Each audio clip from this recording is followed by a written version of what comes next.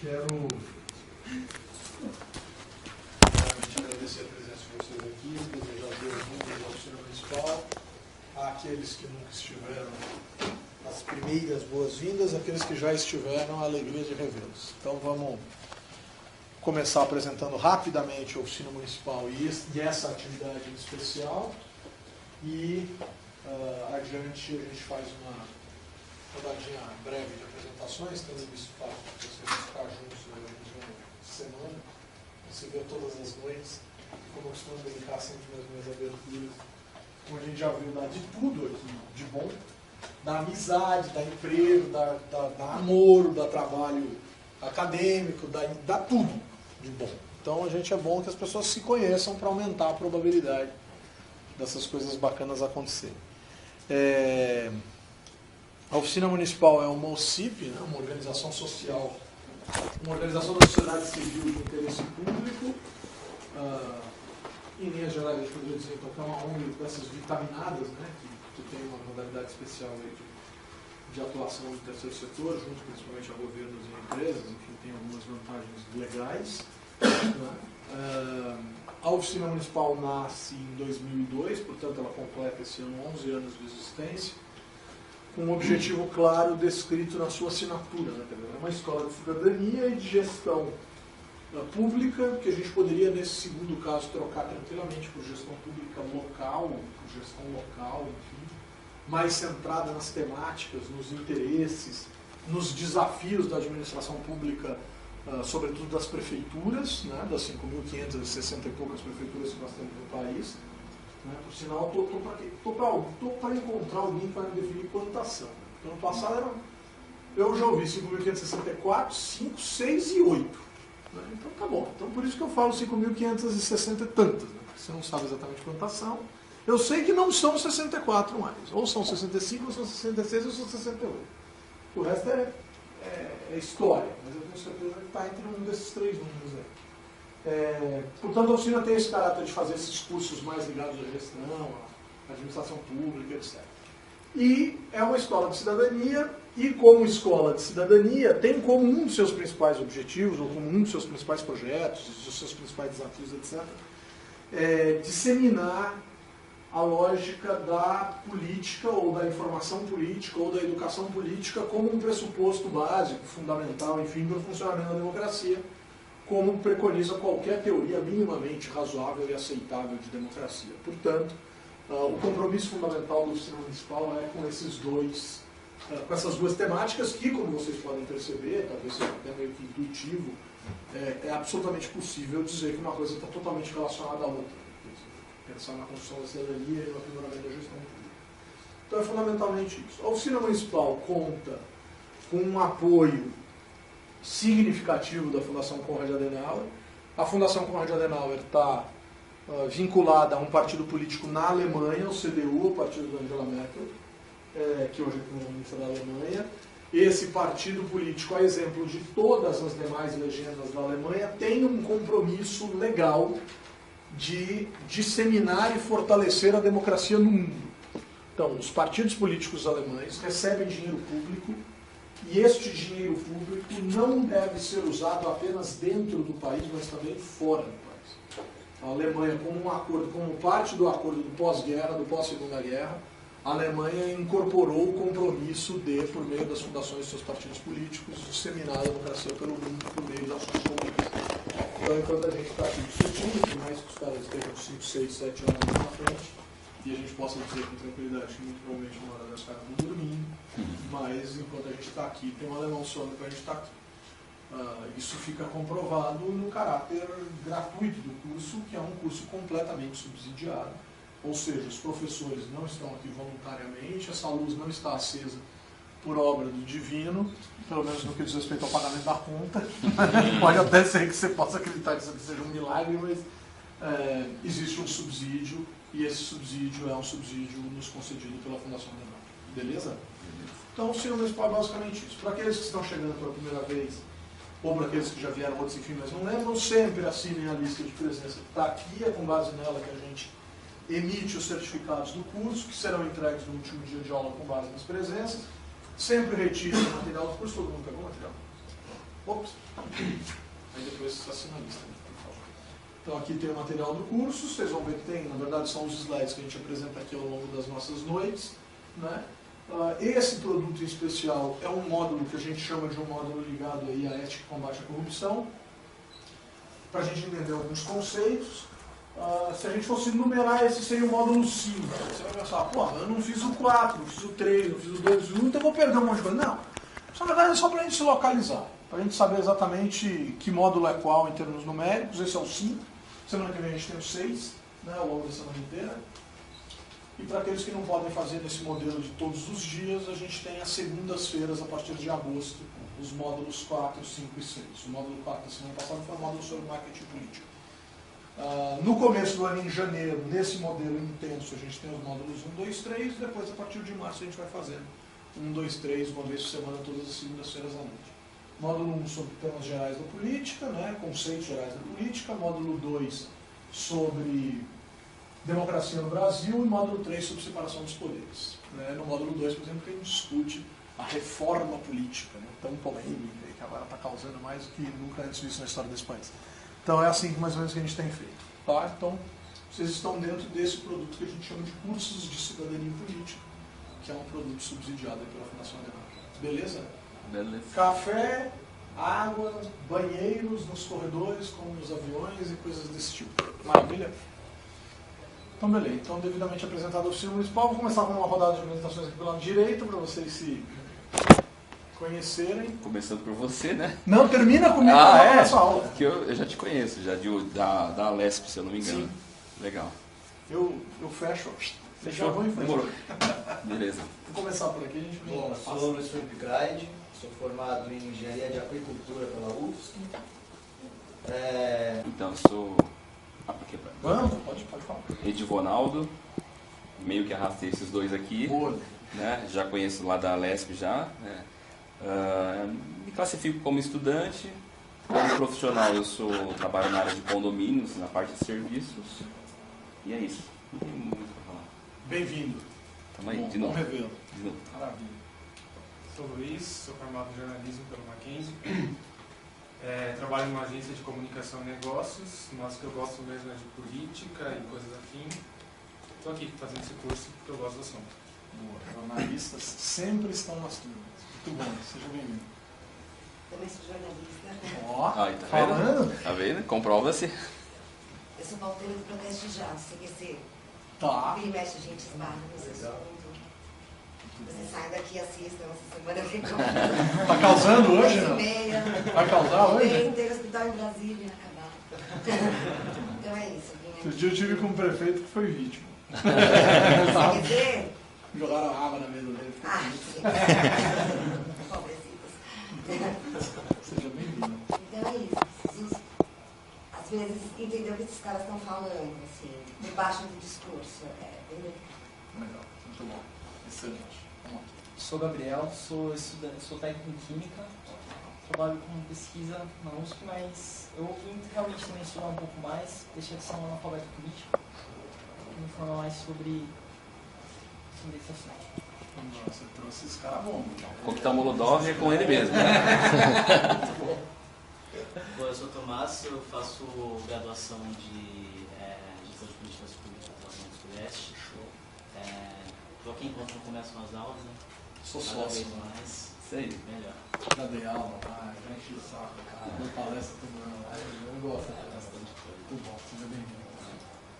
Eu sou Andressa, eu também sou jornalista, Fala.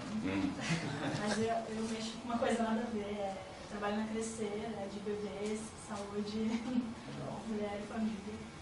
E eu não entendo nada de política, mas eu estou aqui para tentar entender alguma coisa. Talvez saia mais brava, assim, mais indignada. Não, conseguir consegue, mas talvez fique mais esticada.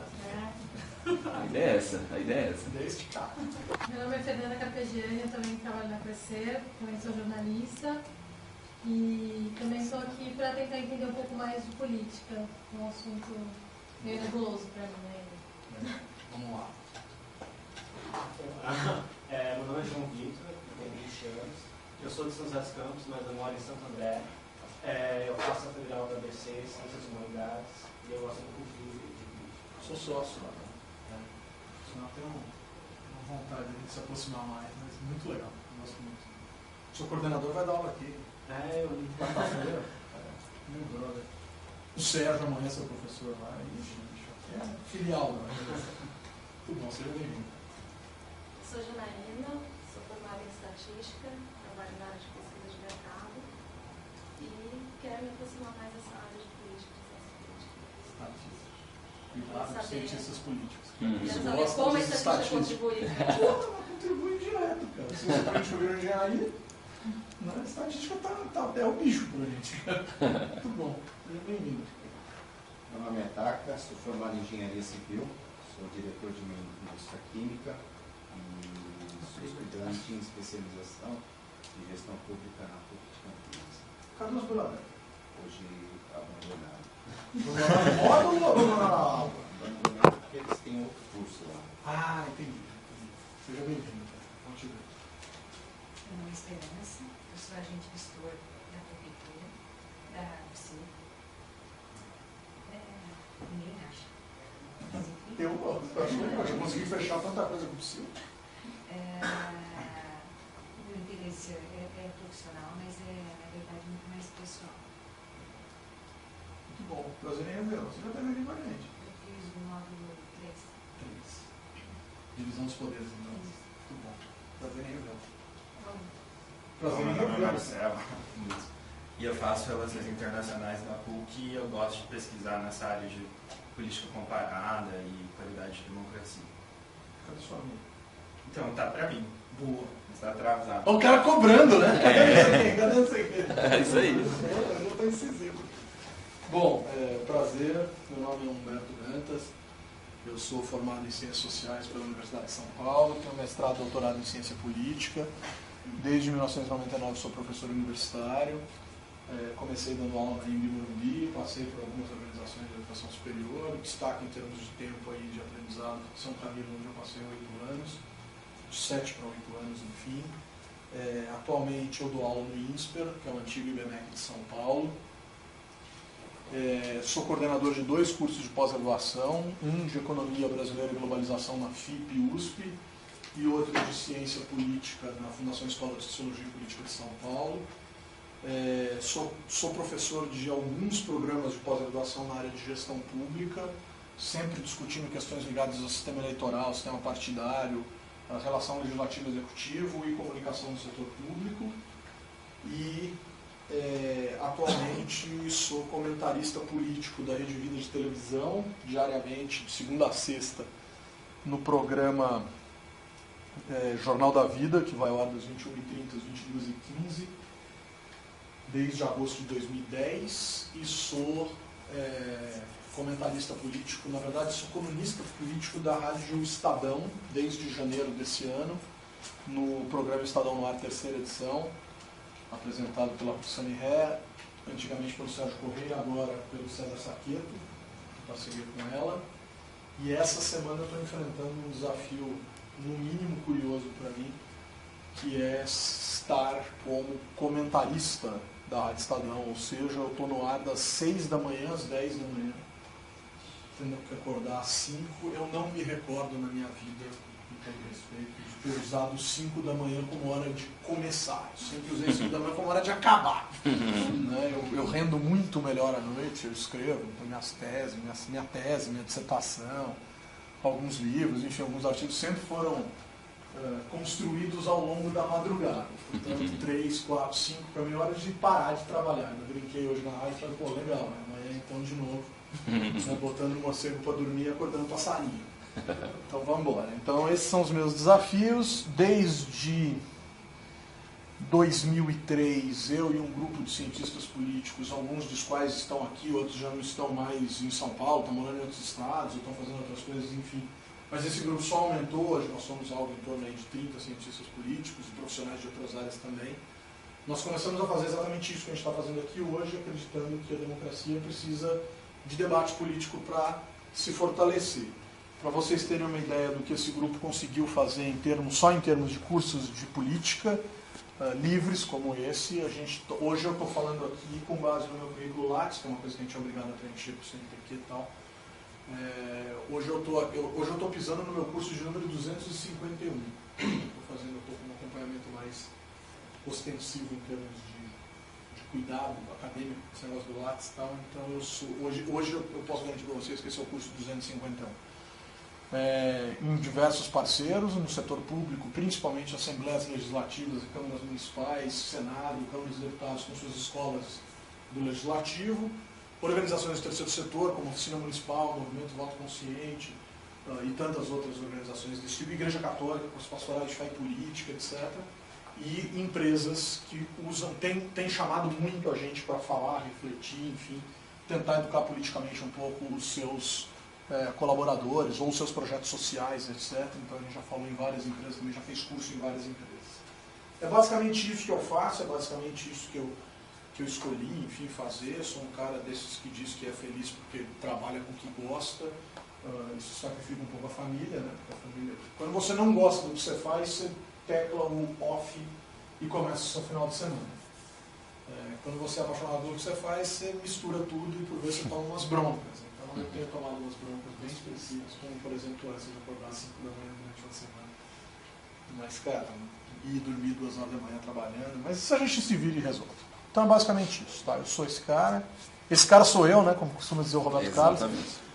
Não sou exatamente o cara que pensa em você toda hora, tá? Mas esse cara aí que eu apresentei sou eu. Nada de formalidades, doutor, professor, nada disso. É Humberto. Fiquem absolutamente à vontade para fazer suas perguntas, para fazer suas colocações. Eu só posso garantir para vocês que o esforço maior desse grupo que passa por aqui para dar aula para vocês é o compromisso que a gente chama de uma ética, né? Porque a gente vai falar de ética, de uma ética suprapartidária. O objetivo aqui não é defender governos, não é defender ideologias, não é defender partidos políticos, mas também não é atacar nenhum deles. Exemplos positivos e negativos podem aparecer, a gente tenta equilibrar partidariamente, e em termos de governos, aquilo que a gente coloca aqui. Fique à vontade, se em algum momento você se sentir significativamente incomodar, não, pera lá, bicho, aí você está exagerando em termos ideológicos, vamos debater, vamos discutir, mas eu quero vocês tranquilos aqui, com liberdade, com tranquilidade e tal. Só vi acontecer briga uma vez, de cara sair chutando a porta de bravo. Tenho a sorte de dizer que não foi numa aula minha, mas vi acontecer uma vez, mas o objetivo está longe de ser esse. A gente está na 6ª rodada de cursos. Quer dizer, esse é o 6º ano em que a gente tem os 12 módulos, né, os 2 vezes 6 módulos por ano. Para dizer que acho que a gente está num saldo positivo. E mesmo depois o cara voltou, né? Tudo se resolveu, tudo legal. Vamos lá. Bom, primeiro, o intuito desse curso, que é falar sobre ética e combate à corrupção, é muito simples. O Sérgio Praça, principalmente o Sérgio Praça, é um grande estudioso da questão da corrupção. Ele fez o pós-doutorado dele no GV nessa área. Ele fez o doutorado dele na USP em Ciência Política nessa área. Ele trabalha um pouco com isso na Federal do ABC, lá no curso de Políticas Sociais. Não sempre esqueço o nome. Ciências e Humanidades. Ciências e Humanidades. Mas aí tem uma área mais de política, né? Então, na área de política ele trabalha mais com essa temática da corrupção, pesquisador do GV, pesquisador da FBC, etc. Eu sou um cara que gosto de tratar isso mais no campo das ideias, portanto eu vou ficar com essa parte mais conceitual. O Sérgio tem uma crítica a esses conceitos que a gente vai apresentar aqui. Muito provavelmente ele vai apresentar conceitos mais amplos.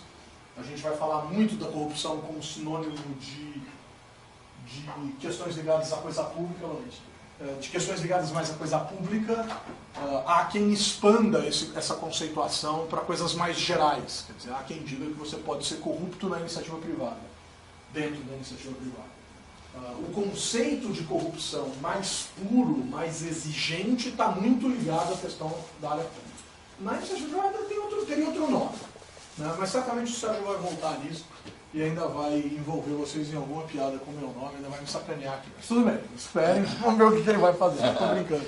Você está tentando estragar a piada dele. Estou tentando estragar a piada dele. E ele é o estudioso disso, enfim. E eu fecho o curso na sexta-feira tentando ver com vocês aqui se o sistema eleitoral brasileiro é corrupto. É muita sacanagem. É uma coisa que perdeu o jogo e culpar. Não, sabe por que a gente perdeu o campeonato? Porque a regra do campeonato é ruim. Bicho, Aí no campeonato é ruim, mas o time ganhou, pô. É ruim pra você, é bom pro outro. Então é muito esquisito ficar com esse chororô de que o sistema eleitoral brasileiro é ruim e por isso nós somos corruptos. Não, esquece. Mas isso sexta-feira a gente resolve e essa vai valer discordar, e essa talvez a coisa dê uma fervida, mas o objetivo é justamente que a gente discorde e que a coisa efetivamente ferva. Ética. Trabalhei na São Camilo, estava falando para você. Na São Camilo eu tenho o primeiro mestrado em bioética, ou um dos primeiros mestrados em bioética do Brasil, etc, etc, etc. Insistência.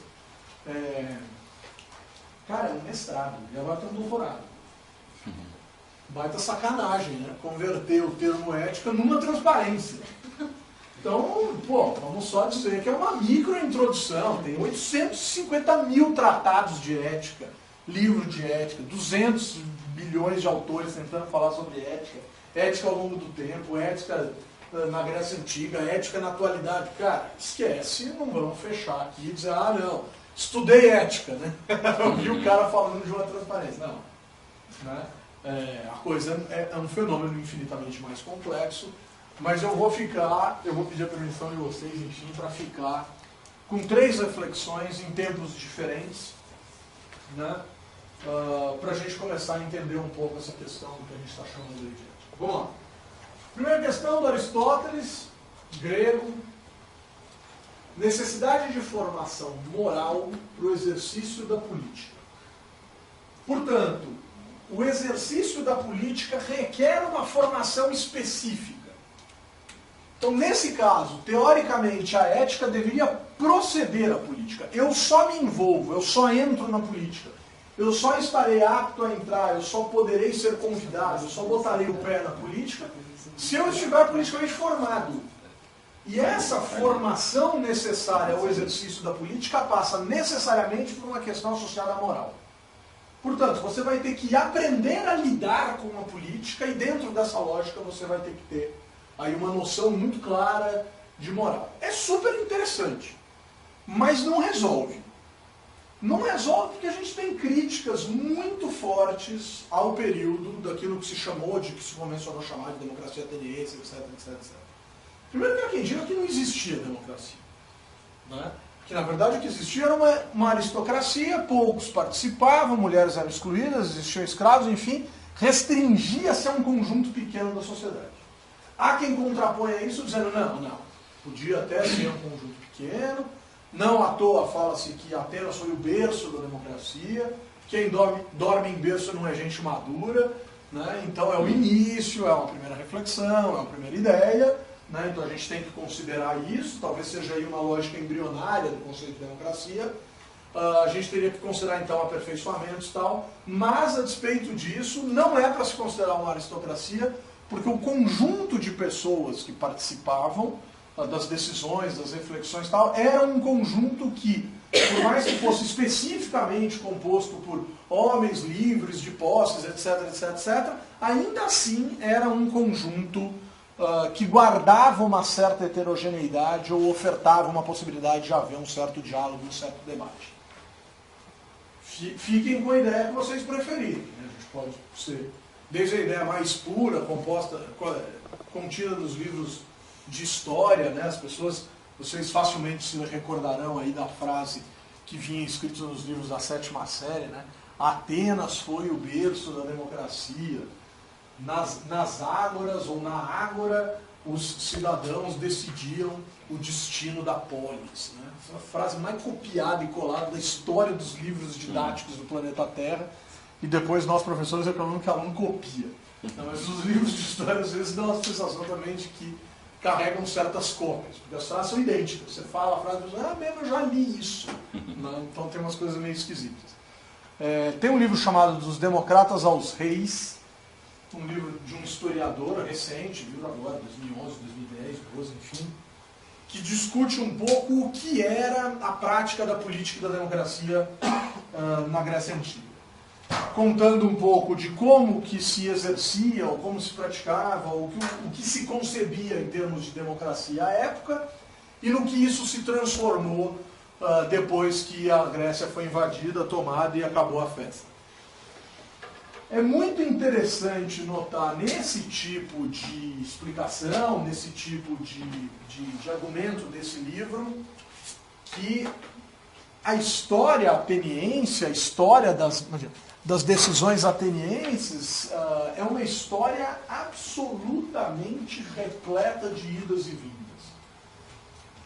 Essa democracia ateniense colocava Atenas em sérios apuros. Ao longo da leitura do livro, você vai tendo essa sensação. Claro, pode ser uma interpretação. Mas Atenas, ao longo da história, inclusive, em alguns momentos, é vista como uma cidade de traíra. Porque como você decide as coisas em praça pública acerca das questões internacionais, por exemplo, numa hora você decide uma coisa, na outra você resolve decidir outra, né? Então o livro é meio que uma narrativa em que você vai vendo que Atenas é cheia de idas e vindas. Uma hora Atenas está de um lado, outra hora Atenas está do outro, uma hora Atenas apoia não sei quem, outra hora Atenas apoia não sei o que lá, apoia um golpe de não sei quem, apoia a recuada não sei o que lá, invade não sei quem, é invadido não sei quem. É um negócio meio xarope, assim, uma coisa meio doida, né, em termos de estabilidade. Agora, estabilidade, confiança nas instituições, isso é uma coisa muito nova, né? Isso é uma coisa muito mais nova do que a gente possa imaginar. Então, também não dá para ficar cobrando com os padrões de hoje aquilo que acontecia antigamente. Outra coisa importante, existia um pensador chamado, que na verdade não sei se é bem um pensador, alguns dizem que foi mais um personagem assim, do mundo ateniense, do mundo grego, tal, chamado Diógenes o Cínico. Vocês encontram as imagens dele nesse Google Imagens, se você bota lá Diógenes o Cínico, aparecem as caricaturas do cara. O velhinho é uma figura interessante, cara, pelo que dá para aprender da história dele. Ele andava maltrapilhão, ele andava meio zoado, e segurando uma lanterna, obviamente, que não a pilha, né? Um foguinho, sei lá como é que funcionavam essas tranqueiras. Quando eu nasci já tinha pilha, né? Apesar de eu às vezes denunciar um pouco mais de idade e tal, mas já tinha uma pilha, então já tinha um negócio desse. E Diógenes andava durante o dia com a lanterna acesa.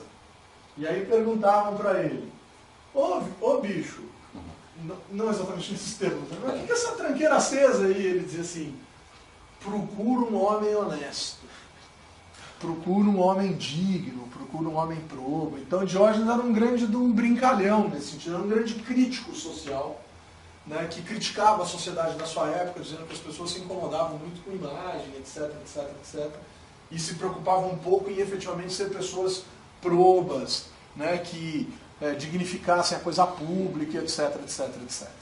Né? Talvez esteja no Brasil faltando uma cambada de Diógenes, né, fantasiada de maltrapilho, apontando lanterna para um monte de coisa, mas o fato é que essa figura já existia lá atrás. Né? Inclusive, outro dia eu fui chamado para dar uma palestra para um grupo, desses grupos independentes que gostam de discutir a vida, a sociedade e tal, e me encontraram lá pelo Facebook, sei lá por onde, e falaram assim, pô, professor, eu gostaria de chamar você para dar palestra aqui no grupo Diógenes. Eu falei, pô, pela originalidade do nome eu estou quase aceitando. Mas vocês vão ter que botar a lanterna para iluminar os meus honorários. Aí os caras ficaram bravos, pô, não sei o que, capitalista. Capitalista, bicho? Se eu chegar pro dono do supermercado e gritar que é capitalista e liberar as compras, eu não vou, cara. Não tem erro, não.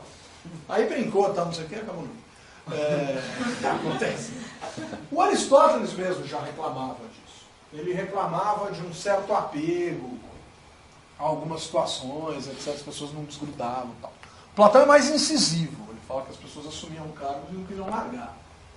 Então são umas coisas muito loucas, né? Porque se você está falando de algo que foi discutido 2.500 anos atrás, com um semblante muito semelhante ao nosso presente, acho que existe uma questão de natureza humana aí que precisa ser discutida.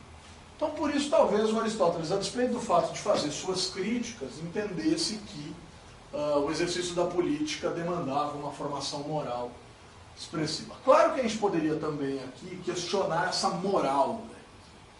O que é essa formação moral, o quanto que ela tolhe as nossas liberdades, o quanto que ela poderia tolher a construção de novos valores, etc, etc, etc. Mas a despeito disso, o fato é que essa questão aparece e é uma questão importante de ser pensada. Nesse sentido, essa ética que deve preceder a política deve ser vista como uma ciência prática, pautada num agir livre e voluntário. Agora, é claro, quando você fala em agir livre e voluntário, com uma formação moral, claro que você está sendo impactado por essa formação, né? Mas o direito de todos deve ser preservado pela soberania da lei. Homens não eram iguais. Interessante isso. Então, pessoas podem pensar diferente, valores diferentes, pensamentos diferentes. Talvez isso até explique um pouco essas idas e vindas de Atenas e coisas desse tipo. Então, a primeira questão é um pouco dessa noção de Aristóteles, dessa necessidade de formação. O que o Hobbes vai dizer? Bom, Hobbes é um cara que quebra alguns paradigmas importantes aí. O Hobbes vai entender que existe uma necessidade do homem de se autopreservar. Então, a autopreservação torna o homem social. O que nos permite, olha que interessante essa questão, então, o que nos permite viver em sociedade, o que explica isso aqui, essa nossa vida em sociedade, isso é justificado pelo fato de que nós, com medo de perdermos ou que alguém atente contra as nossas vidas, nós abrimos mão da liberdade que temos de atentar contra a vida alheia, se a vida alheia abrir mão de atentar contra as nossas vidas, e a vida em sociedade, então, vira um pacto de sobrevivência. Portanto, o uso da palavra autopreservação torna o homem social. Eu topo viver com vocês e vocês topam viver aqui, todos nós topamos viver juntos, se ficar claro entre nós a ideia de que ninguém pode atentar contra a vida de ninguém. Então isso aqui, na verdade, é um grande pacto de sobrevivência. Vem daí a famosa frase do Hobbes, o homem é o lobo do homem, ou o homem em seu estado de natureza tende à barbárie, né? Portanto, afastados desse estado de natureza, artificializando o nosso estado, nós vamos viver conjuntamente em nome dessa nossa sobrevivência. Ética, então, como obediência às leis da natureza humana, mas o homem é egoísta. Então, eu respeito as leis da natureza humana, mas como eu sou egoísta e quero sobreviver, em nome da minha sobrevivência eu topo abrir mão de certas questões. Então, eu preciso me entregar às leis sociais em nome das minhas questões individuais. É uma questão de sobrevivência individual. Claro que é uma questão de sobrevivência individual, afinal de contas, nós somos egoístas. Nós somos egoístas, nós somos mesquinhos. A descrição do ser humano pelo Hobbes desanima qualquer pessoa de acordar amanhã, principalmente às 5 horas. Por que o Estado tudo pode e quem é o Estado? O Estado é formado por nós no que diz respeito ao seu corpo, mas ele é dirigido por uma cabeça, essa cabeça é uma cabeça nobre, portanto este ser é um ser diferenciado, que tem uma condição especial diante dos demais, e esta condição especial diante dos demais é justamente aquela que lhe dá força para se impor no que diz respeito à preservação deste pacto que nós celebramos em nome das nossas vidas. Então, para tornar a coisa talvez um pouco mais simples, é como que se eu dissesse, olha, para que valha, para que funcione, para que seja possível a gente viver juntos, para que seja possível a gente viver nessa condição, eu não posso simplesmente sonhar, imaginar que eu possa confiar em vocês cegamente. Portanto, se esse pacto for um pacto absolutamente horizontal, a gente pode dizer que em algum momento pode ser que eu me sinta ameaçado, e se eu me sentir ameaçado, é óbvio que eu vou atentar contra a vida de quem me ameaçou. E aí você vai me perguntar, pô, mas não tinha combinado que não podia fazer isso? Não, então, tinha combinado, mas é que eu senti um clima e achei que o cara fosse vir pra cima de mim, bicho. E aí, na dúvida, eu preferi derrubar. Pô, mas não podia. Quem garante? Ah, não sei. E se eu testasse? Agora podia ser eu, né? Então, o que vai acontecer? Como essa relação é muito horizontal, ela é muito igual, o Hobbes vai dizer que em nome da soberania precisa existir um ser maior. Precisa existir um ente maior que garanta isso. Esse ente é o soberano. E aí ele vai falar muito a respeito do soberano no livro dele e tal. Que tem o nome de Leviatã, que é um monstro bíblico. E na Bíblia tem uma descrição, no livro de Jó, alguma coisa assim, por sinal alguma coisa assim. Hoje é complexo, né? Porque o homem chegou aí, o cara tá bravo, cara. Pode ficar bravo, você não sabe as coisas de cabeça. Mas acho que é no livro de Jó. Mas não é no livro de Jó. É no livro de Jó, Leviatã? Tem livro de Jó? Tem livro de Jó, mas acho que não tem nada a ver com isso não. Tem livro de Jó. Bom, tá num livro. Tá ali. Um livro importante. Tá ali. Um livro importante, todos. Mas tá num livro. Mas é o livro de Jó. É o livro de Jó. Tô falando pra Tá vocês, bicho. Pô, eu sabia, lembro, né? Eu lembro. Então tá bom.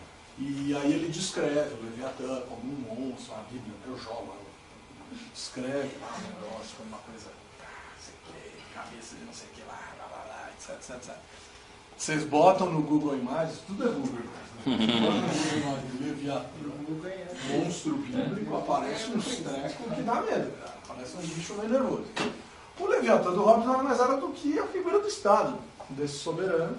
Inclusive é muito interessante porque o livro é um livro super importante, ultra relevante para a história, para discutir política e tal, não sei o quê. Mas a primeira página do livro é uma figura, isso não vale a pena mostrar para vocês. Vale a pena. Se bem que aqui às vezes demora um bocado. A internet dá o ar da grátis. Olha lá, bateria fraca. Que bateria, bicho?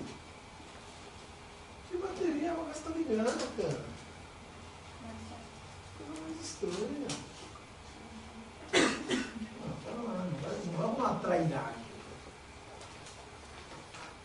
Olha aí, pô, tá tudo ligadinho aqui. Vou ver. www, Y4. Vejam só que simpático o nosso imagens. Leviatã. Hobbes. Nossa, Leviatã é papel de parede. O que está acontecendo? Olha só. Ah, tá bom. Vai acabar. Esse é o Leviatã. Ó. Isso aqui é uma das primeiras páginas do livro, se não a primeira página do livro. Esse aqui é o monstro, esse aqui é o Leviatã. Perceba, ele se ergue sobre a cidade, né? Ele exerce a sua força sobre a coletividade. Você percebe uma igreja, em algum lugar que tem um castelo, enfim, tem uma cidade. O corpo dele, que parece aquelas malhas de roupa medieval, tal, não sei o que, na verdade são pessoas. Então nós somos o corpo desse monstro. E essa cabeça, para quem já jogou baralho, sabe que isso aqui é um reino. Numa mão a espada, demonstra a força, na outra um cetro religioso demonstra o vínculo com Deus. Esses serão ser enviados por Deus para resolver uma série de problemas. Hobbes defende essa ideia. E aí, de um lado, você vai ter questões associadas à religiosidade, no outro você vai ter questões relacionadas mais ao universo político. Então, essa é uma figura que, bem estudada e bem compreendida, faz com que você entenda razoavelmente bem o livro. Então, é uma coisa interessante. Aqui tem um castelo, aqui tem uma igreja, aqui tem uma coroa, aqui tem um chapéu de religioso, né? Aqui tem um canhão, aqui tem uma nuvem com uns raios, que podem ser as maldições, não sei o quê. Aqui tem umas tranqueiragens todas que eu não entendo, e aqui tem os exércitos, e aqui tem uns caras sentados conversando sobre, sei lá, o que de religião. Então, é interessante essa situação. É interessante essa situação. Você chega na faculdade de Ciências Sociais, a primeira vez que você vai ver isso aqui, pega aqueles professores que dominam bizarramente essa tranqueira, o cara consegue passar 4 horas explicando essa figura. Eu atravessei isso com o professor e vou confessar para vocês que fiquei bem encantado com o que o cara falou, apesar de que eu não lembro de tudo. Talvez em algum momento eu tenha dado uma pescadinha.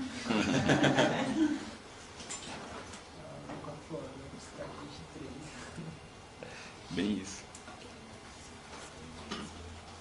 Não há moral sem liberdade e não há liberdade sem razão.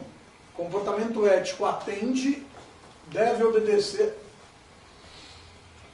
Comportamento ético deve obedecer às leis internas e universais do homem. Eticidade, grande diferencial. Conceitos éticos não podem ser vazios e sem aplicação. O progresso da humanidade é o progresso da moralidade. E aí o Kant vem com a máxima mais interessante do ponto de vista da gente entender a ética: haja de forma tal que a sua ação possa se tornar universal. Essa é uma das máximas de ética de Kant. Fantástico.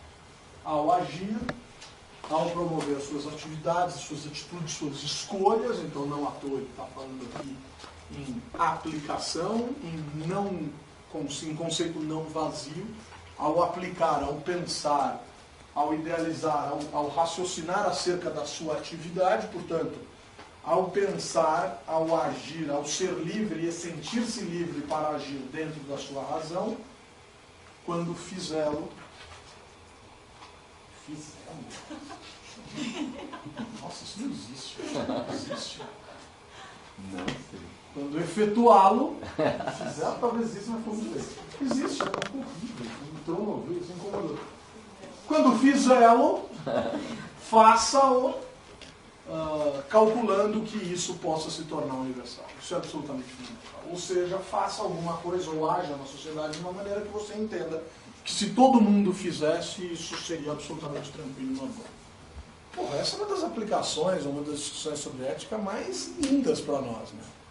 Era só a gente levar isso um pouquinho a sério que a gente resolvia uma boa parte dos nossos problemas nesse país. Né?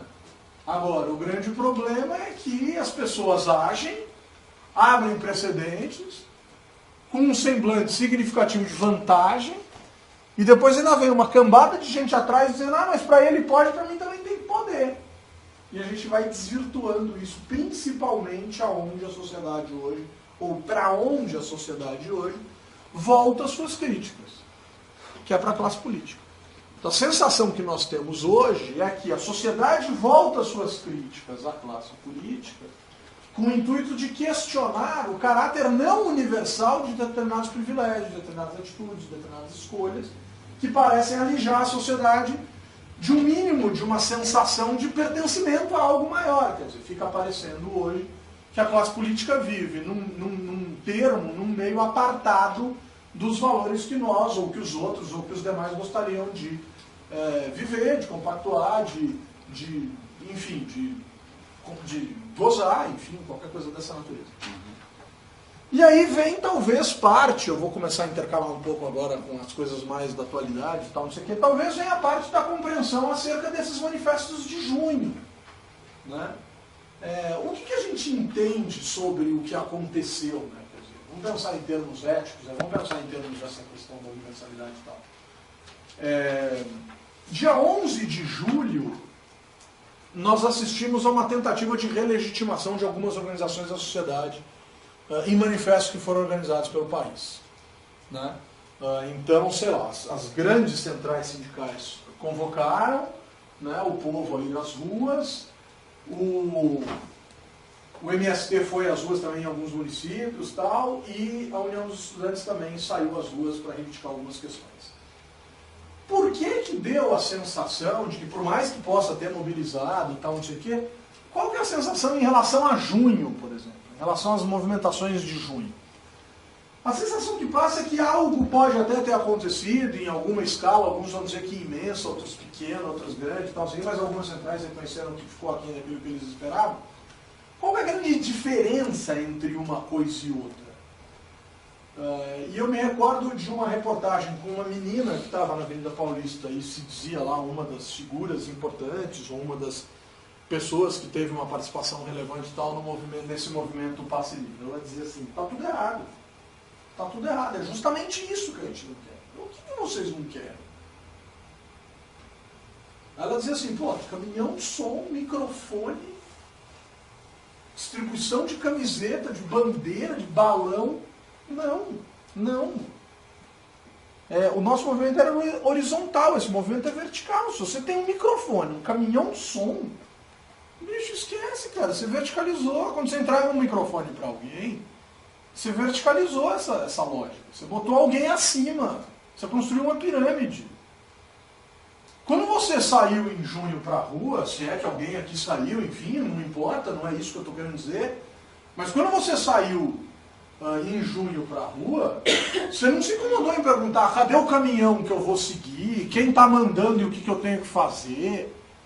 A grande maluquice dessa história toda, que eu acho que é a coisa mais legal que aconteceu, é que o cara passou na papelaria, pagou, sei lá, R$3 uma cartolina, não sei quanto custa uma cartolina, catou um canetão desse, escreveu o que estava emputecendo o cara, então sei lá, escreveu qualquer coisa, de Copa do Mundo, a Belo Monte, de PEC 37, a reforma política, o raio que seja, escreveu lá num cartaz, saiu pra rua e abriu, cara. E aí, se leram teu cartaz ou não leram, se você for reclamar que é hospital padrão FIFA, se você for reclamar que acha a Copa do Mundo uma aberração, se você for dizer que achava, sei lá, que queria que o... Teve cara fazendo sacanagem, botou a reivindicação, hoje eu vi um cartaz da reivindicação, que eu achei engraçado isso. Negócio de futebol, aí tinha lá, não sei o quê, aí em segundo lugar estava escrito Vasco, aí não sei o quê, não sei o quê. Aí era um bando de flamenguista no Rio fazendo reivindicação e dizendo assim, ó, tá vendo? Até nas reivindicações do Vasco é o segundo. Mas a história é essa um pouco, é você ofertar uma lógica de horizontalidade que dá às pessoas a sensação de que elas estão lá respeitando a sua vontade própria de estar lá. Você pode até dizer, puta, mas isso desarticula, mas isso desmobiliza, etc. Pode ser que sim, cara. Mas o fato é que as pessoas sabiam onde ir, da onde partir, mais ou menos souberam onde chegar, alguns perderam, alguns desmobilizaram, mas não é o caso, e as pessoas se manifestaram. E isso é interessantíssimo. Aí o que acontece? Os leitores tradicionais, aqueles caras que carregam as correntes do século XX, ficam naquela história de querer encontrar, ficam, quem é o líder? Onde vai dar? O que vai acontecer?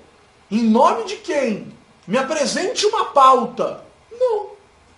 Não tem pauta, não tem líder.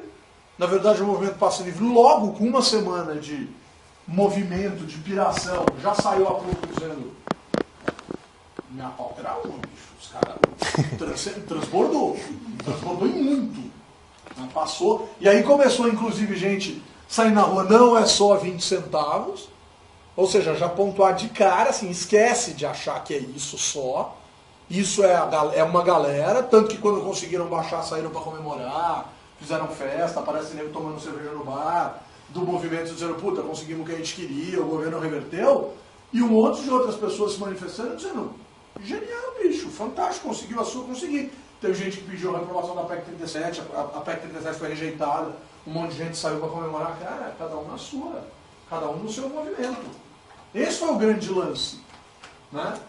Se vocês acompanharem o que disse eu nem gosto de citar nomes, mas o que disse um cara aí que de repente fez uns filmes e de uma hora para outra no país achou que podia falar sobre qualquer coisa que quisesse, com muita consciência e sabedoria, quando ele saiu dizendo, não presta pra nada, cambada de playboy mimado, que não sei o quê, vocês têm 20 centavos pra pagar, larga a mão de encher o saco, e fez um blá blá blá, também de um bonde, todo mundo não, uma parte ficou puta, outra parte saiu batendo pau, mas isso mesmo, vai pegar, tá aí. Aí percebeu que o negócio era um pouco maior, aí meteram uma bala de borracha no olho de uma moça da Folha de São Paulo, aí a imprensa resolveu ficar doida da vida, porque, porra, tá estragando a liberdade de imprensa, que é uma coisa essencial e fundamental para a democracia.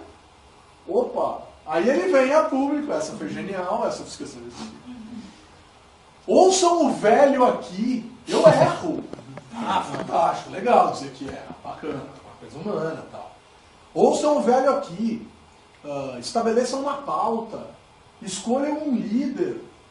É muito melhor, vocês vão mais longe, vocês vão chegar onde você vai. Ô, bobão, se você estava pirando, de cabelo ao vento, lenço na onde não sei aonde estava em 68, porra, bicho, isso faz parte da história, e a gente tem que valorizar cada segundo das conquistas de 68 para hoje. Só que hoje é 21, 68 para 20. É completamente diferente, esquece.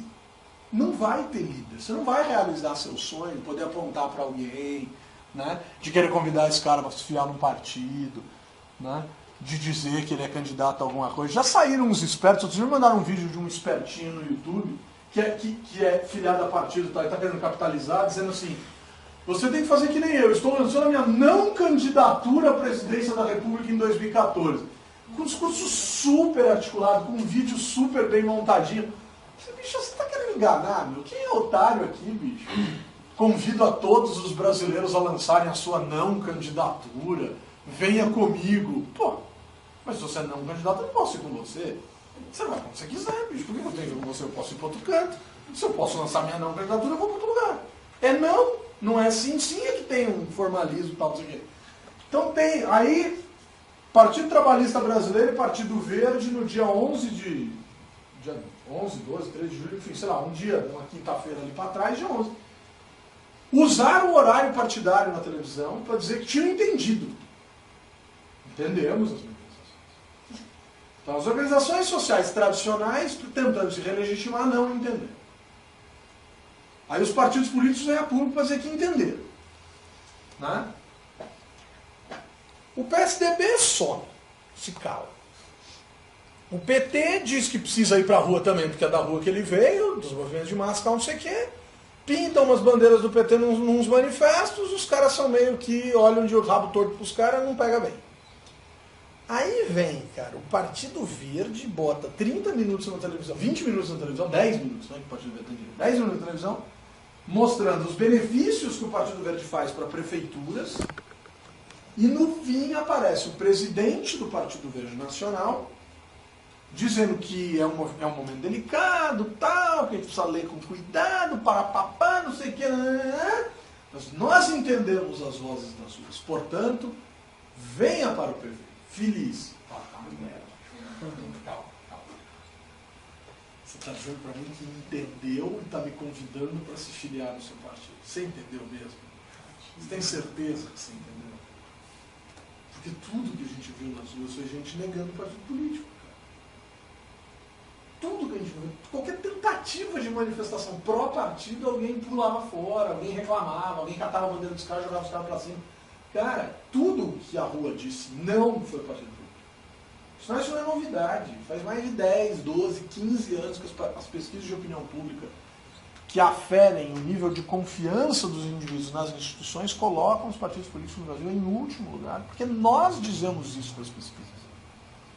Então os partidos políticos brasileiros hoje, infelizmente, eu boto infelizmente com letra maiúscula e piscando, gozam de uma crise de credibilidade junto à sociedade, o que é horroroso para o funcionamento de uma democracia representativa convencional que a gente escolheu como nosso modelo de democracia.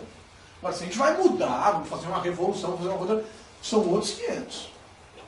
São outros 500. Agora, a democracia que está aí é essa, e o agente central da democracia, que detém para si o monopólio das candidaturas, é o último colocado em qualquer pesquisa de confiança em instituição que se tem nesse país. E aí eu não estou falando desse ou daquele partido, estou falando do conjunto, a palavra, o termo, partidos políticos caem em descrédito e chegam no último lugar. Isso é complicadíssimo. Nem vem um partido e o cara diz que ouviu as pessoas se manifestando na rua, feliz, o partido ficou louco, cara. É tudo que não foi dito, foi isso. O Partido Trabalhista Brasileiro usa os spots, daqueles de 30 segundos, com uma manifestação fake, não sei se vocês chegaram a ver, engraçadíssimo, porque as pessoas não acreditam no que estão fazendo.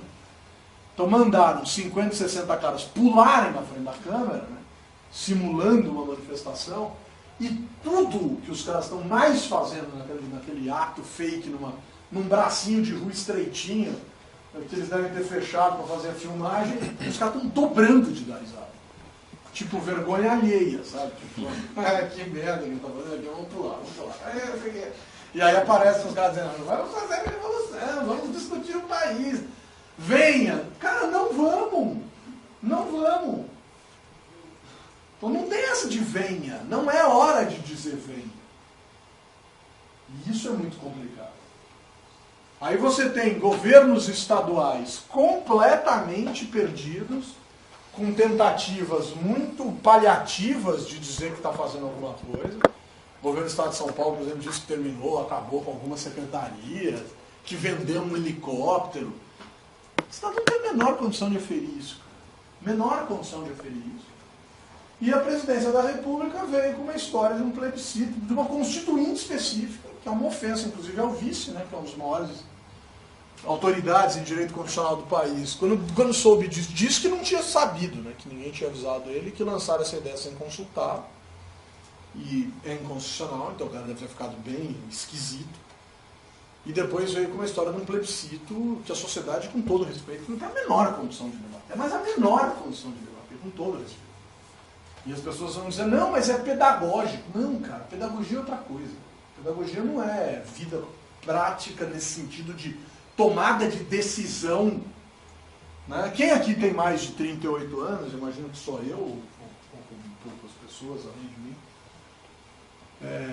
diz aí o que você acha, o que é melhor, presidencialismo ou parlamentarismo, mas tem que pautar em todas as questões pedagógicas que foram botadas em 1993. Afinal de contas, se uma consulta popular instrui tanto, você vai ter que saber me dizer o que é parlamentarismo e o que é presidencialismo de maneira absoluta. Absoluta. E as pessoas não estão preparadas para isso. Infelizmente. E isso é infinitamente mais fácil do que perguntar, por exemplo, se a gente deve ou não deve reformar o sistema eleitoral proporcional, com várias opções. Então vá na urna eletrônica, tecle 1, sistema proporcional de lista aberta. Tecle 2, sistema proporcional de lista fechada. Tecle 3, sistema misto. Tecle 4, voto distrital majoritário. Tecle 5, distritão. Vamos agora falar o que é cada um deles. Não é impossível, cara. Impossível o cidadão comum decidir sobre isso. Infelizmente. Lindo fosse se a gente vivesse num mundo que as pessoas tivessem plena condição de dizer não, voto distrital majoritário é impossível com a cultura política que nós temos. O que a gente precisa é o voto em lista fechada. Não, o problema não é o sistema, deixa o sistema como está, vamos reformar. Não tem densidade para um debate como esse. E aí ele vai cair na armadilha, cara. A gente pode até mudar radicalmente, e depois lá na frente vai dizer, putz, então, sabe o que é? Precisa fazer a reforma política. Porque quando foi feito errado, e aí vem os salvadores de plantão, não sei o que, vai dar bobagem. Então ninguém soube identificar, entender e compreender a ponto de dar a resposta desejada ao que aconteceu nas ruas. Porque é um movimento infinitamente mais fácil de ser entendido, e ele não é nada fácil de ser entendido, mas é infinitamente mais fácil entender do que rigorosamente dar a resposta que as pessoas querem. Primeiro porque as respostas são absolutamente múltiplas. E aí você começa a ver os jogos, cara. Se você olhar para Brasília, por exemplo, você vai começar a ver o jogo que o Executivo e o Legislativo estão criando em cima desse negócio. Um jogo que parece aquela história daqueles desenhos animados que tem a bomba, aquela bomba preta redonda, assim, com o paviozinho, e que um fica jogando pro outro, outro jogando pro um, o Papaléguas joga pro Coiote, o Coiote devolve o Papaléguas e chega uma hora que explode no colo de alguém, óbvio que normalmente no colo do raio do Coiote. Mas é essa sensação que passa. Olha que maluquice, a Presidência da República vem a público e diz assim, fizemos um plebiscito, você só aprova isso dentro do Congresso.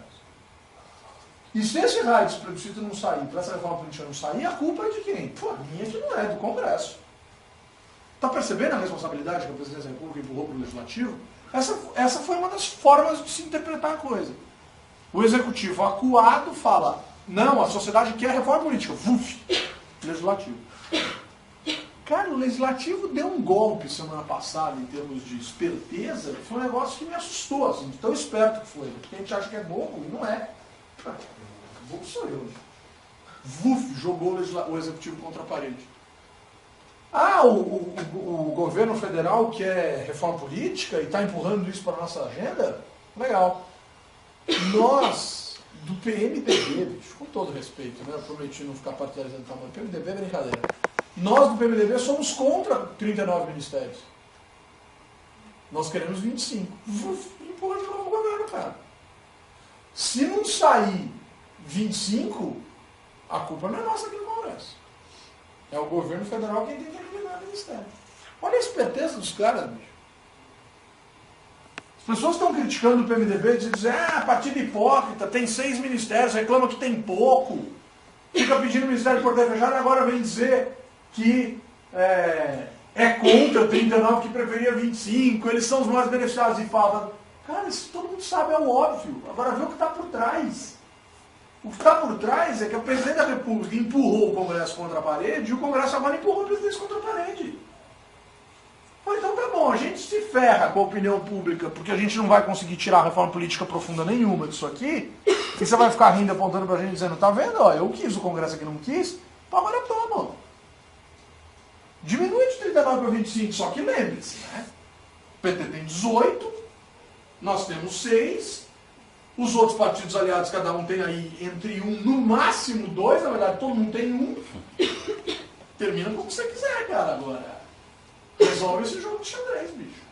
Ou seja, qual que é o objetivo do PMDB? É ferrar o PT dentro do governo. É muito jogo político, é muito jogo. E é interessante esse jogo. E aí a opinião pública que anda desgarçada, e anda estressada, e anda brava, fica descendo a marretada, cara. Fica descendo a chicotada. Você não consegue fechar esse jogo, cara. E aí, de sacanagem, começa a contratar pesquisa. E vamos supor, né, vamos partir do pressuposto óbvio, de que essas pesquisas estão sendo realizadas com seriedade e tal, não sei o quê. O governo começa a olhar e falar, cacete, 2 meses atrás, tinha 80 e tantos % de aprovação, uma probabilidade imensa de ser eleita no primeiro turno, etc, etc, etc, e as coisas agora começam a desmontar, cara. Então o Brasil vive um momento difícil de ler, que é muito interessante, cara. Então vamos lá. E esse raio dessa corrupção? Então de ética a gente começou a tentar entender e começou a ver que não parece haver uma resposta muito clara da classe política, enfim, dos nossos dirigentes, em todos os níveis de governo, em todos os partidos políticos. A história aqui, né, não é defender isso ou aquilo.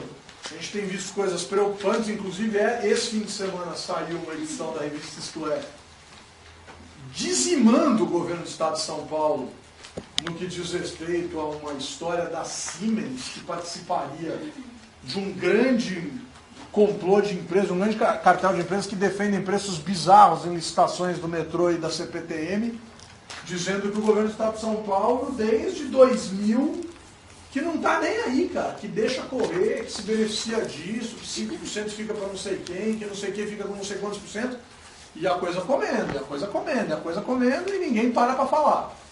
O curioso dessas revistas é que quando sai uma coisa, por exemplo, na Veja, destruindo o PT, por exemplo, é muito fácil apontar e se dividir em 2 grupos. Né? Ou você diz que, tá vendo, cambada de desgraçada, não sei o que, não, ou você diz, não, PIG, Partido da Empresa Golpista, não sei o que, não. Bom, então ou é tudo muito bom ou é tudo muito ruim. Aí você pula para a Carta Capital, que faz justamente o jogo contrário. Os caras começam a destruir a oposição no plano federal, ou descobrir, ou por exemplo, a Isto É, destruindo, né? Aí vai o cara na banha e fala, imagina, tá vendo? Tucanoduto, privataria tucano, tucanada desgraçada, tal, não sei o quê, ou, depois falam que a imprensa golpista é a Veja, olha essa tranqueira dessa revista. Cara, não é assim, bicho. Você não tá indo num jogo de futebol, cara, pra ver Palmeiras e Corinthians. Né? Você não tá indo ver Fla-Flu. Não importa de qual governo é, de quem fez, quem não fez. Cara, tem que investigar, tem que ir em cima, tem que resolver, tem que pensar, tem que refletir. Mas não, cara, a gente optou há alguns anos pra cá, isso está mais acentuado, a gente optou por começar a torcer na política. É super legal. Então você não vira cidadão, você vira torcedor. Para alguns torcedores de alguns times, isso é uma ótima alternativa, né? Porque não está dando para torcer para alguns times, por exemplo, o meu não está dando. Impossível, acabou, meu time vai para a segunda divisão.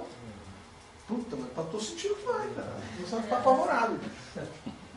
Só tem um torcedor que pode dizer, meu time não vai. Mas não é São Paulino que diz. Quem diz é flamenguista. O dia que o Flamengo cai para a segunda divisão, o mundo acaba nesse país. A Globo fecha, muda para a Argentina, sei lá o que acontece. Mas a gente não, bicho, a gente pode cair, cara. Estou meio desesperado desse treco. Bom, então vamos lá, então esquece, guarda a bandeirinha. Olha lá. Fenômeno em que um servidor público, um agente público, age contra os padrões normativos do sistema, ou seja, age contra a regra instituída, em benefício particular em troca de recompensa. Essa é a definição mais fechadinha e mais restritazinha e limitadinha de corrupção que existe. E aí o Sérgio amanhã vai tratar de falar que é muito limitadinha, restritinha, e que o Humberto é muito limitadinho e restritinho. Nesse caso específico, eu coloquei ali embaixo, o Sérgio para o cara. 3 fenômenos distintos, 3 questões ligadas à corrupção podem caracterizar esse benefício contra a norma instituída em troca de recompensa pessoal. Suborno de servidor em benefício privado, nepotismo, cessão de emprego por laço familiar e não por mérito, e peculato, desvio ou apropriação de fundos públicos para fins privados. Peculato é uma palavra que anda na moda. Vocês já ouviram isso 200 vezes, de todos os governos, de tudo quanto é lado. Inclusive não só de governo. Nepotismo é delicioso discutir. É delicioso discutir. Porque aqui tem um problema grave. Aqui tem um problema gravíssimo. O brasileiro, nós, enquanto sociedade, não conseguimos aceitar isso como um desvio dos padrões normativos do sistema. Nem morais, nem nada. O brasileiro, as pesquisas de opinião pública mostram isso. O brasileiro assume o nepotismo como algo absolutamente natural. Como que você vai me convencer que eu, detentor da possibilidade de contribuir para o bem-estar da minha família, detendo em minhas mãos cargos, não vou dá-los à minha família? Você ficou louco? Imagina, bicho, se eu não ajudar quem está comigo, eu vou ajudar quem? Cara, isso é bizarro, bicho. Por sinal, não sei se vocês assistiram hoje. Antes de vir para cá, estava assistindo ao discurso de Bergoglio. Então Bergoglio discursou, né?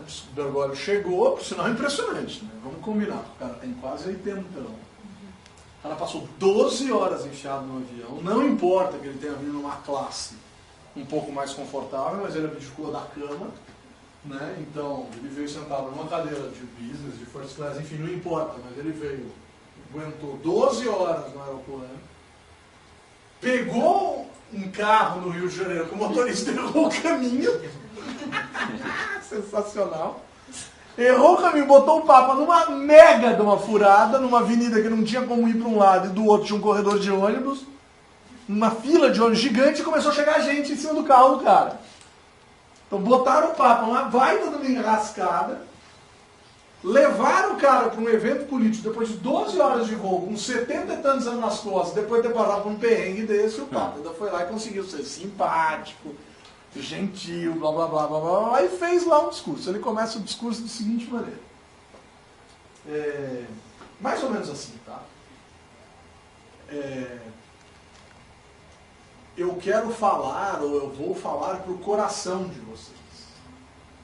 Porque eu sei que aqui no Brasil vocês dão muita sentido, vocês dão muito significado, vocês valorizam muito as coisas que vêm do coração. Quem é esse? Cara, o coração remete ao cordial. O homem cordial do Sérgio Buarque de Holanda é esse cara. É o Sérgio Buarque de Holanda que lá para as tantas em Raiz do Brasil vai dizer: para se fazer um bom negócio no Brasil, antes é necessário se fazer uma boa amizade. Somos nós que tentamos trazer tudo para a intimidade. Somos nós, o povo, claro que existem outros também, mas nós somos um povo que traduz tudo em intimidade. Na terceira cerveja você já está chamando o cara que você conheceu agora no bar de brother, de irmão. Quando você descobre que tem um amigo com 10 canais de coisa em comum, você já diz que o cara é teu primo. Né? Enfim, somos nós que trazemos. A gente trata santo no diminutivo. Né? Então, nós somos esse povo que acolhe, que traz para perto. Só que o coração não é só isso. O coração é emoção. E emoção é extrema. Então, eu te chamo de irmão, e você pisa na bola comigo e eu quero te matar. Percebe os extremos? Essa é a lógica da cordialidade. Só que percebam que se eu transcendo a lógica da família, se eu transcendo essa lógica legal da família, para te trazer para dentro da minha casa e te chamar de meu irmão, e se ao pisar na bola comigo eu olho para você e quero te matar, eu estou partindo do pressuposto que existe num meio termo algo que seria a regra e que a gente está assim. A gente ultrapassa isso a todo momento. Seja para o bem, seja para o mal. Seja para te botar dentro da minha casa e te chamar de brother, seja para te chutar de dentro da minha casa e jogar pela janela. Não tem regra nessa história. Tem o quê? Emoção. Pô, o cara veio lá de Roma, tudo bem, ele é vizinho, a gente não tá, não sei o que, deve conhecer pra caramba da gente, mas... Cara, todo mundo sabe. Então, pera lá, eu te empresto o direito de nomear pessoas para alguma coisa? A única pergunta que você vai fazer é, porra, mas como que eu não vou nomear meu irmão? Como que eu não vou nomear minha mãe? Como que eu não vou nomear meu primo? Como que eu não vou nomear minha mulher? Como que eu não vou nomear minha filha? Cara, eu quero nomear, bicho. Segunda coisa interessantíssima. Aí não é só nomear. Ah, não pode? Não tem problema. Portanto, quando você não sente que a regra é um limitador, que ela é apenas um atrapalhador, aí a coisa desanda de vez. Porque aí eu vou começar a criar sofisticações para driblar a lei. Porque a lei não é o limite. A lei é a barreirinha. E a barreirinha é o desvio. O limite eu bato e volto. Mas não, eu contorno. Como é que eu contorno? Pô, deputada, minha colega deputada, putz, bicho, eu precisava nomear minha esposa no meu gabinete, porra. Ah, meu amigo Humberto, deputado, eu preciso nomear meu irmão no meu. Puta, então eu tive uma ideia genial, cara. Eu nomeio seu irmão no meu, você nomeia minha esposa na sua. Pronto, chama nepotismo cruzado. E aí você vai depender de inteligência para desvendar essas coisas. E talvez você nunca desvende. Mas dá para sofisticar mais, não tem problema nenhum. Putz, não dá mesmo, cara. Agora até nepotismo cruzado, os caras estão pegando. Vamos fazer um cruzamento maior. Nomeia entre poderes. Nomeia entre esferas. Porra, eu sou do judiciário, você é do legislativo, a gente troca, bicho. Cargo desse tipo tem todos os poderes, a gente troca. Eu sou do municipal, tu é do federal, a gente troca. Não tem erro, cara. Mas tem sofisticação em relação a isso. Pô, no público tá pegando mal, cara, estão começando a acusar, começando a questionar, começando a ver, estão percebendo que depois que eu tomei posse, seu irmão tomou posse lá, minha mulher tomou posse aqui, vai dar bobagem. Faz nas terceirizadas. Porra, nas terceirizadas. É gênio, hein, bicho?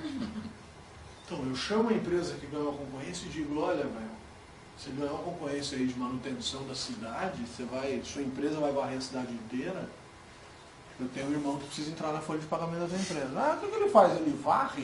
Varre, sim. Escola, licitação, para você, meu irmão varre. Claro que não vai, bicho. Meu irmão nem vai. Você registra ele lá e pronto. Ou você registra qualquer pessoa e passa salário para ele, enfim, cria. Se vira. Se vira. É bizarro, cara. E aí, o que você tem que virar, cara? Você tem que virar um cão farejador, né? Pior. A sensação que tem é que os órgãos de fiscalização fazem muito menos nesse sentido do que a imprensa. A ponto do presidente do principal partido do Brasil dizer que hoje a imprensa e o judiciário são os dois principais órgãos de oposição do país. Como que a imprensa é órgão de oposição, cara? Imprensa é órgão de apuração de fato. Imprensa estranha, imprensa dócil. Essa é esquisita. Essa tem que ser investigada. Imprensa que alisa, que passa a mão. Essa merece crítica. Independentemente do partido para o qual ela está olhando, para o governo para o qual ela está olhando, é muito estranho que ela alise.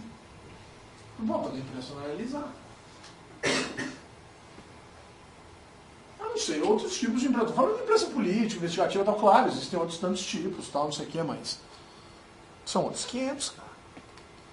E aí a gente vive nisso. Aí a gente tira a bandeirinha do bolso e diz, não, esse órgão de imprensa é do governo, não, esse órgão de imprensa é da oposição. Calma. Troca de ordem, muda. Não, mas olha o poder da Globo. A Globo está desesperada.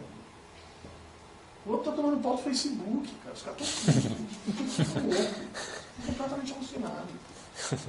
Está muito legal isso. Está muito legal. Porque o mundo está acabando, cara. Os valores estão mudando. Está muito divertido as coisas em transformação. É legal, né, bicho? Eu nasci em 75, achei a coisa meio pasmaceira desde então, sabe? Aí em 88 fizeram a Constituinte, tal, não sei o que. Legal, bacana, pô, puta conquista, tal, não sei o que, mas... Sei, cara. Controle da inflação também, achei que era um puta negócio revolucionário. Pô, quem viveu a década de 80, cara, quando viu a inflação sob controle, pirou. Pô, não acredito. Os caras conseguiram controlar a inflação. Aí vem um cara e tal, pô, começa a distribuir dinheiro, a pobreza começa a diminuir. É muito louco, né, cara? Porque você vê as pessoas, por exemplo, entrando em avião. Outro dia eu entrei no avião com uma senhora, vim conversando com a senhora muito elegante e tal. E eu veio falando da vida. E a senhora muito viajada, tal, não sei o quê. E aí veio a carga, né, bicho? Aí veio o chicote. Esse povo não sabe andar de avião. Só de uma época em que andar de avião era uma coisa chique. Não sei o quê. Aí eu fui tomando um desgaste naquele negócio. Fiquei torcendo para as poltronas serem diferentes e eram longas. Falei, puta que bom. Não dá, esse discursinho não dá. Cara, a coisa mais linda do mundo. As pessoas estão acessando, estão entrando, estão comprando, está rolando. Claro que não é só isso, né? Seria muito legal se as pessoas estivessem também elevando significativamente os seus níveis de educação e tal, mas, cara, isso não é tarefa de um governo. Isso é uma revolução. Educar é uma revolução. Educar é 30 anos, 40 anos. Mas, cara, a gente indo nas coisas, aparecendo nas coisas, adquirindo, entrando, acessando, tendo dúvida. Porra, é genial, cara. Essa semana, sábado, agora eu voltei de Santa Catarina e fui dar uma palestra. Puta, no fim do mundo, daquele tipo que você passa 1h30 dando a palestra e 8 viajando, 4 para ir, 4 para voltar. Dá um desânimo, mas é gostoso.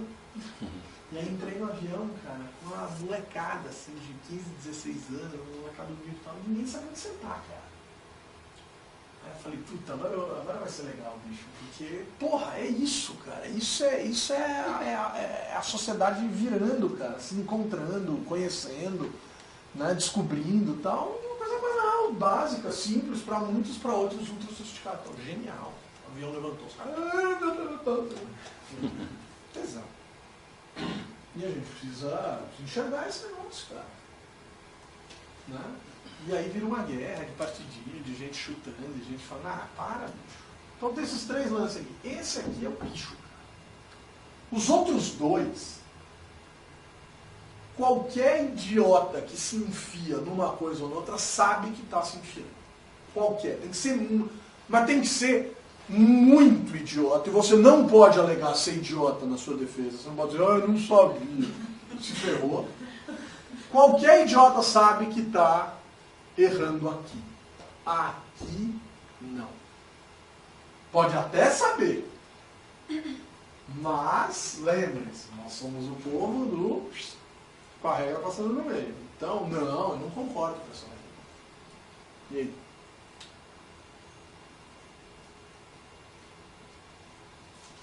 E esse é o grande lance para discutir. Porque isso aqui, por exemplo, no setor privado, dane-se, bicho. Você quer abrir uma empresa para botar seus 3 irmãos para trabalhar para você? Dane-se. Você trouxe sua esposa para trabalhar ontem na empresa. Tinha um monte de gente ralando alucinadamente para ocupar uma vaga que você criou. E você foi lá e pegou tua esposa. 2 dias depois que ela entrou na empresa e disse que ia ocupar o cara dela. E os caras ficaram desmotivados, quer todo mundo ir embora? Vai quebrar? Vai falir? Dane-se, cara. O mercado regula, a natureza é sábia. Agora com o público é diferente. Porque o público não é seu, não é meu, o público é nosso. Então esse é o grande lance. Então as 3 questões fundamentais estão aqui. No caso dessas 3 questões fundamentais estarem aí, do que a gente está falando? Transação ou troca entre quem corrompe e quem deixa corromper. Isso é fundamental. Deixa corromper. Deixa. Eu sou partidário da ideia de que não existe, tadinho, teve que vender o voto. Vendeu. Sabia que estava vendendo. Mas a situação de miséria do país, chama a polícia, bicho. Chama a polícia. Mas você nunca passou fome. É trash, é horroroso. Mas nem sempre é assim que acontece. Depois vai resolver teu problema. Não vai. É longo prazo. Agora, é duríssimo. Duríssimo. Vem toda uma discussão. Mas aí o governo começa a distribuir dinheiro para as pessoas, isso é uma forma de comprar voto. Não é uma forma de comprar voto, é uma política pública. Agora, se as pessoas estão interpretando política pública como compra de voto, aí o buraco é muito mais embaixo. O buraco é muito mais baixo, a coisa é muito mais séria. Em 2006, no debate sobre... um debate presidencial, perguntaram... surgiu o boato de que o PSDB, se eleito, terminaria com o Bolsa Família. Na base da lógica do terrorismo, um terrorismo tão porco quanto o terrorismo de 2002, né? Você se lembra da Regina Duarte indo para a televisão dizer: ai, eu tô com medo, é muita incerteza. E aí o PT teve que responder com a carta ao povo brasileiro dizendo: não, calma, vamos parar de presepada, as instituições têm que ser respeitadas tal, e deu uma segurada. A tática foi tão interessante, foi tão vista como algo tão positivo tal, que foi repetida no Peru com o Ollantaytamala. Foi rigorosamente a mesma coisa. O Ollantaytamala criou a carta ao povo peruano. Em termos muito semelhantes à carta aqui, o PT, em nome do Lula, enfim, da campanha do Lula, enfim, escreveu para o povo brasileiro, inclusive com orientação de pessoas ligadas ao Partido dos Trabalhadores do Brasil. Tem uma rede de partidos na América Latina muito interessante. Tanto mais à esquerda quanto mais à direita. A gente fica achando que não, né? Cada país tem a sua e tal. Outro dia mesmo o Capriles estava reunido com o Pinheira, quer dizer, a Venezuela e o Chile. O Fernando Henrique roda muito aí falando com partidos políticos da América Latina. O Lula faz o mesmo movimento. Enfim, tem uma questão importante e é necessária essa coisa, é legal que aconteça. Os partidos trocam ideias, trocam estratégias, etc. Então teve a carta ao povo peruano, por exemplo. No Chile, uma amiga minha, por exemplo, trabalhava num banco no Chile e me liga: ai, o Mala lançou a carta ao povo peruano. Eu falei: pô, que bacana. Tipo carta ao povo brasileiro. Então, tô te mandando uma passagem, você vem para Lima para explicar aqui pro board do banco o que foi a carta ao povo brasileiro. Eu falei: olha, adoraria passar em Lima. Cidade genial, uma das melhores gastronomias do mundo. Tá de 10 em São Paulo esse negócio de gastronomia. Apesar de que a gente se ofende com isso, só que é um baita no centro gastronômico, mas, cara, é bizarramente genial. Eu não conheço, estou louco para conhecer. Mas vamos respeitar a grana do banco, né? Não precisa me levar até aí, mano, porque eu não vou de graça, você vai ter que pagar uma baita grana. Abre um raio do Skype aí, a gente fala por Skype, por meia hora e tal, não cobra nada. Vamos ser mais econômicos. E aí era muito engraçado, porque os caras estavam assim: não, porque vai acabar o Peru, cara, não vai acabar. Se a ideia é semelhante, se os princípios são os mesmos, é só olhar o que aconteceu no Brasil. Aí o que aconteceu no Brasil? Bicho, o cara ganhou a eleição, o cara mandou a carta, o mercado deu uma acalmada, o cara ganhou a eleição, o governo Fernando Henrique fez lá um governo de transição, lá um gabinete de transição, os dois se conversaram, a posse foi tranquila, ninguém botou arma na cabeça de ninguém para dizer que não ia assumir, o Lula sentou na cadeira, botou um médico no Ministério da Fazenda com um puta do apaziguador, o cara trabalhou bem, o mercado acalmou, o dólar baixou, o risco Brasil despencou, o euro desencavalou, a bolsa subiu e o Brasil andou, cara. Porra, legal isso aí, será que vai acontecer? É óbvio que vai acontecer isso, é óbvio que aconteceu, o Peru tá nessa. Então acontece, cara, acontece. Então tem essas coisas, são coisas que rolam, que viram, que acontecem. E a gente vai precisar compreender essa história toda. Tal, assim. É a história de comprar o voto. Bicho, compra e venda. Ah não, perdão, estava contando da história da eleição de 2006. Aí em 2006 virou o negócio do milho. Em 2002 era: o PT vai assumir, o Brasil vai acabar. O PT assumiu, o Brasil vai acabar. Em 2006, se o Alckmin ganhar, vai acabar o Bolsa Família. Aí é genial. Aí vem o candidato explicar o que vai acontecer. Deixa eu explicar para vocês. Bolsa Família não vai acabar. Nós vamos transformar esta política de governo numa política de Estado.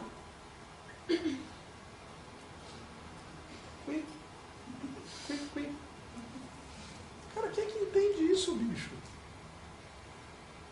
Que cidadão, por exemplo, qual o volume, qual o percentual de cidadãos que recebem ou é beneficiado pelo Bolsa Família, que assistindo a televisão e de repente até pensando que poderia votar no cara, assim: você vai acabar com o Bolsa Família. Aí você me responde: não vou acabar, vou transformar, vou mudar. O Bolsa Família deixará de ser uma política de governo para ser uma política de Estado.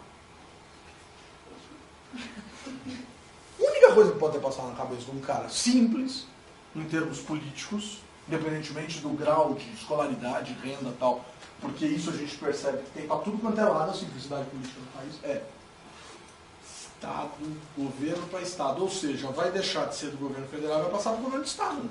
Porque Estado, as pessoas acham que é Estado. É São Paulo, Sergipe, Maranhão, Alagoas, etc. Não entendeu, não sabe, não fala, não comunica. Se o comportamento é assimilado entre partes, então a gente está falando de ética. Ciência da conduta. Que rola um relacionamento entre as partes. Se as partes acordam que vale corromper, miou. Roberto da Mata, genial, por sinal. Gosto muito das coisas que ele escreve e tal. E vem com a máxima: quando a exceção passa a vigorar, a regra deixa de existir. Simples assim, cara. Se para tudo existe uma exceção, se para tudo existe um porém, se para tudo existe uma vírgula, se para tudo existe um jeitinho, miou, bicho. Se entre nós existem transações ou trocas que corrompem a lógica instituída, e isso vai se tornando padrão, acabou. Miou, morreu. E é assim que vai acontecendo. É a lógica da reciprocidade negativa. É a falta da percepção do sentido público. Vocês viram, sábado, domingo ontem, explodiu de novo um desses negócios. Não é nem escândalo, é um caso, né? Mas é um caso que você te dá aquele enjoo do São Jornal lá. Você está de zoeira. Não sei se vocês viram. O caso do cara que trabalhava no Senado e agora está no Tribunal de Contas da União. É genial, bicho. Olha só. O cara trabalhava no Senado. Saiu, explodiu no Estadão de ontem. Trabalhou no Senado, trabalhou no Senado, trabalhou no Senado, trabalhou no Senado, trabalhou no Senado, trabalhou no Senado. Num determinado momento foi incorporado pelo Senado daqueles trens da alegria bizarra. Trabalhou no Senado, trabalhou no Senado, trabalhou no Senado, trabalhou no Senado. Vou me aposentar. Cheguei na idade, 60 anos, posso me aposentar. Você tem 60 anos? Tenho. Olha o meu documento aqui, eu nasci em 1946. Tá certo. Estamos em 2006, 46, 60 anos, está aposentado. Abiantou, bicho. Tchau, vaza. Salário, R$44 mil. Aposentadoria integral. Tem lá uns tetos, uns negócios desses, mas vamos combinar que a despeito de teto, vamos combinar que esse cara se aposentou bonito na foto. Só que ele ganhou um prêmio. Ele foi indicado para ser ministro do Tribunal de Contas da União. E ele foi para lá, ele assumiu o cargo de ministro do Tribunal de Contas da União. Como os vencimentos de ministro do Tribunal de Contas da União eram superiores ao salário do cara, ele trocou. Ele falou, prefiro deixar a minha aposentadoria de lado, por enquanto, e virar ministro do Tribunal de Contas da União e ficar com os vencimentos de ministro do Tribunal de Contas da União. Afinal de contas, como aqui o cargo é vitalício e a aposentadoria é obrigatória aos 70 anos de idade, quando eu der 70 anos de idade, eu me aposento por aqui. E aí eu fico com a grana daqui e abro mão da grana de lá.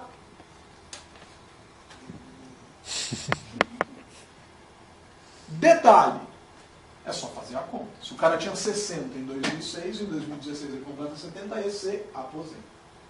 Só que prometeram para ele que em 2016 ele vira presidente do TCU. Puta, uma responsabilidade gigantesca e mais uma grana muito legal. O que ele fez? Veio a público chorar seus dramas. Quando eu tinha 16 anos,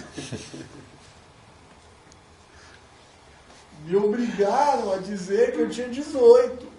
Eu não tinha documento. Porque em São Raimundo, lá no interior do Maranhão, não precisa nem dizer quem ele está ligado. Porque em São Raimundo, lá no interior do Maranhão, quando eu nasci, ninguém registrava ninguém. E quando me obrigaram a me registrar, para eu ficar debaixo do chicote dos coronéis e votar do jeito que eles queriam, ao invés de disserem para eu falar que eu tinha nascido em 48, como eu de fato nasci em 48, falaram para eu nascer em 46. Sério, quer ver? Eu vou até provar. Minha irmã nasceu em 46 também, 3 meses depois de mim. Como pode? A mesma mãe 3 meses. Tá vendo? Tá provado. Eu nasci em 48. Tá provado. Mas você usou 48 ou 46 para se aposentar em 2006? Ah, não. Aí eu usei 46. Ah, entendi. Esses 2 anos de aposentadoria que você recebeu? Não, eu não recebi. Porque eu virei ministro do TCU. Ah, então você está se defendendo dizendo que você não recebeu. Você é esperto pra cacete, hein, bicho? Mas tu é uma cobra, hein? Age de forma tal que suas ações possam se tornar universais. Fundação Adenauer, por exemplo, distribui bolsa para estudar na Alemanha até 30 anos. Eu tenho 38, mas eu conheci isso com 32. Pô, bicho, olha, eu perdi a chance de alterar meu RG. Que isso, cara? Que loucura é essa? Que presepada é essa? Que coisa mais horrorosamente bizarra. Então o cara goza disso, se beneficia disso. É um escárnio com a questão pública. O grande problema é que a gente vive num país em que a coisa pública não é sentida como nós. A gente não tem esse zelo, esse apego, esse carinho, esse cuidado pela coisa pública. Então a gente acha normal, a gente acha esperto. Puta, que cara esperto, hein? Aí vem alguém e fala assim, ponha-se no lugar dele. Ah, eu teria feito mesmo. Pô, como assim você teria feito mesmo? Você é louco? Tá ficando louco? Então é uma coisa meio bizarra, coisa meio esquisita.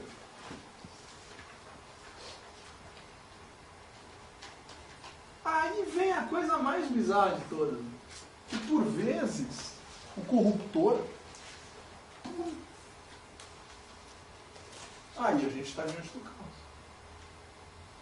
Você vê punição, você vê o corruptor se enchendo e falando, não, porque é ética, porque é moral, e lá, filho. A sensação que a gente tem em relação à classe política é essa, cara. Que é um bando de surdo falando de outra cambada de mão levada. E aí vira uma coisa meio bizarra, uma coisa meio louca. Detalhe, a sociedade brasileira já começou a observar, já conseguiu observar com muita tranquilidade que esses dois poderes aqui, que nesses dois poderes aqui você encontra muita corrupção. Mas, cara, a sociedade ainda está livrando, de certa maneira, a cara desse bicho aqui, cara. E eu tenho para mim, com todo respeito, que esse aqui é o pior dos três. Porque ele é infinitamente mais estável, menos conhecido, mais poderoso. E você começa a ver coisas bizarras. Você começa a cavar isso, você começa a ver coisas bizarras. Outro dia eu encontrei com uma prefeita, ela falou assim, são as piores coisas que existem no mundo, cara. Eu falei, me conta. Eu tenho que contar. Porra, eu era prefeito. Aí podia me reeleger. Então, em 2004 eu era prefeito, podia disputar a eleição para me reeleger até 2008. Beleza. O que eu fiz? Simples. Comecei a pensar na minha estratégia de reeleição. Tá lá para as tantas o juiz me chama. Prefeito, preciso dar uma parte para a senhora. Então, eu vou lá no seu gabinete. Não, queria que você fosse na minha casa. O juiz me chamou na casa. Que ele levou uma pessoa. Chegou na casa, então. Legal, você veio e tal. Chamei aqui para dizer que meu filho vai ser seu candidato a vice. Hã? Você não vai ser amigo agora? Meu filho vai ser seu candidato a vice. Não, você não está entendendo. O candidato a vice é meu vice. Ele já é vice, eu quero continuar com ele, a gente se dá bem. É um grupo, é uma chapa, tem um equilíbrio, a gente conquistou esse equilíbrio e tal. Eu não posso. Talvez eu não tenha me feito entender bem. Isso não é um pedido. Isso é uma constatação. Estou constatando, estou te dizendo, eu estou afirmando que meu filho vai ser seu candidato a vice. E eu estou afirmando que não vai. Bom. Chamou o principal adversário. Meu filho vai ser seu candidato a vice. Aí meu sapo falou, beleza, então tá aí. Seja bem-vindo. Esse cara arbitrava a eleição cujo filho era candidato a vice. Ele preparava as peças contra a prefeita, entregava para o filho protocolava para ele, nele, e ele dava ganho. Caçaram a prefeita, caçar a candidatura. Aí chega em Brasília, volta. Só que cidade pequena, principalmente, é assim, cara. Quando caça, o telefone da cidade toca inteiro ao mesmo tempo. Você contrata uma porcariazinha numa empresa de telemarketing na cabeça de alfinete, em 35 minutos consegue dar 2.000, 3.000, 4.000 telefonemas ao mesmo tempo. Nisso você ligou em todos os telefones da cidade e avisou para todo mundo que a candidatura X está impugnada. O telefone é anônimo, com voz esquisita, que ninguém sabe de onde veio, nem sabe para onde foi. Completamente maluco, cara. Então o nível da coisa é muito baixo. Ontem, eu não costumo assistir. Esse, então, eu não assisto TV domingo à noite. Eu tinha insônia histórica, desde moleque eu não dormia de domingo para segunda.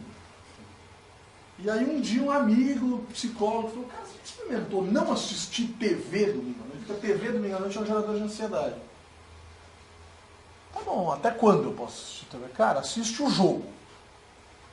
Você é viciado nesse raio, que acaba às 6. 6 você desliga a TV. Você vai ouvir música, você vai ler, você vai cozinhar, você vai andar, você vai... Né, outras coisas. Senhora, tal, você vai fazer outras coisas. Passei a fazer isso, cara. Nos últimos 3 ou 4 anos eu tive 3 edições de domingo. Que era uma coisa histórica na minha vida, eu não dormia. Assim. Mas ontem, tô lá no Facebook, brincando e tal, falando minhas bobagens, cacarejando lá, enchendo o estado da humanidade. Pinga, um cara bota lá um negócio do Fantástico. Ah, deve ser da semana retrasada. Quando eu vi era daquele momento, tava rolando. Do prefeito dando uma aula de como comprar votos. Não sei se genial. E só chamadas. Uma câmera, e o prefeito sabia que estava filmando, porque ele fala, tá filmando aí, vai depois dar besteira. Né? Deputado federal, perdão, ensinando o prefeito a comprar voto. E aí ele ensinando. Você dá um cartãozinho pro cidadão. O cidadão vota, e se você ganhar, quando o cidadão te apresentar o cartãozinho, você dá 100 conto pro cara. Você sabe, cara. De onde você acha que vem de 100 reais? É nosso. Esse negócio, ministro voou com a família dentro do avião, mas pediu desculpas e disse que vai ressarcir os cofres públicos. Ressarce, claro que ressarce. Dinheiro em cima de dinheiro. 30 mil, 10 mil, ressarce, dá o dinheiro. Como? Simples. Liga pro babaca, que é lobista dele, pro desgraçado da empresa que ele corrompe e que corrompe ele, enfim, e disputa, bicho, preciso de uma grana para cobrir a cagada que eu fiz. Ou seja, ainda possa de, não, desculpa, fiz bobagem, bota uma em cima da outra. É fácil. Fácil. Então a gente vê muito dessas coisas, cara. A gente vê a corrupção se moldando. Por isso que eu sou completamente contrário à reforma política, dessas propostas de reforma política. Qualquer ela que seja. Esquece plebiscito. Qualquer proposta de reforma política. Como pressuposto para arrefecer a corrupção, esquece. Ela se amolda, porque ela é cultura. Se amolda-se. Que coisa linda.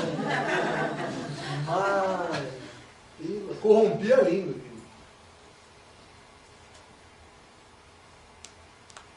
Então ela se amolda, cara, ela é cultura, ela faz parte do jogo.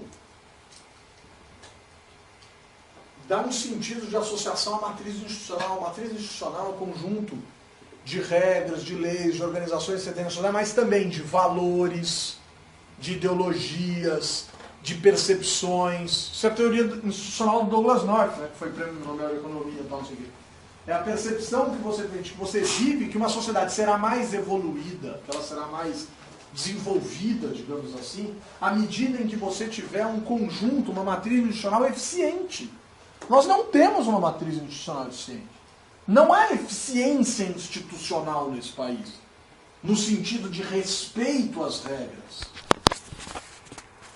Um dia saiu um texto do Zé Murilo de Carvalho que fala isso, é um grande historiador, um cara muito interessante, fala isso. O grande problema do Brasil é que você não respeita a lei, você teme a lei. Eu não consigo sequer concordar com isso, apesar de achar genial. Eu acho que no Brasil sequer a gente teme. Que dirá respeitar? O ideal é respeitar, porque respeitar significa entender, compreender o sentido. Concordar. Você pode até, na verdade, discordar. Falar, puta, eu não concordo com essa lei. Mas, cara, não cabe a você, porque você respeita a forma como isso foi instituído, como foi pensado, como foi desenvolvido, como foi formulado. Aí, o pior dos mundos...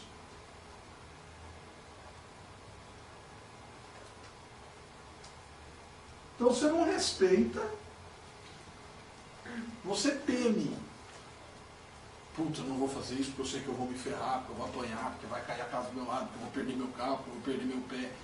Isso é ter medo, isso não é respeitar. Mas o pior mesmo, a desgraça, é quando você ignora, cara.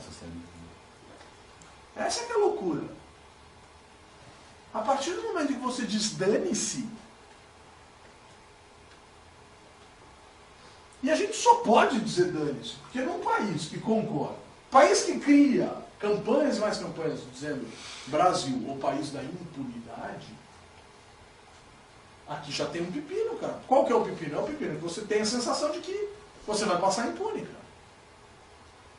Um país que convenciona dizer, com muita tranquilidade, debochando e rindo, apontando e dizendo, ah, desencana, bicho, essa lei não vai pegar.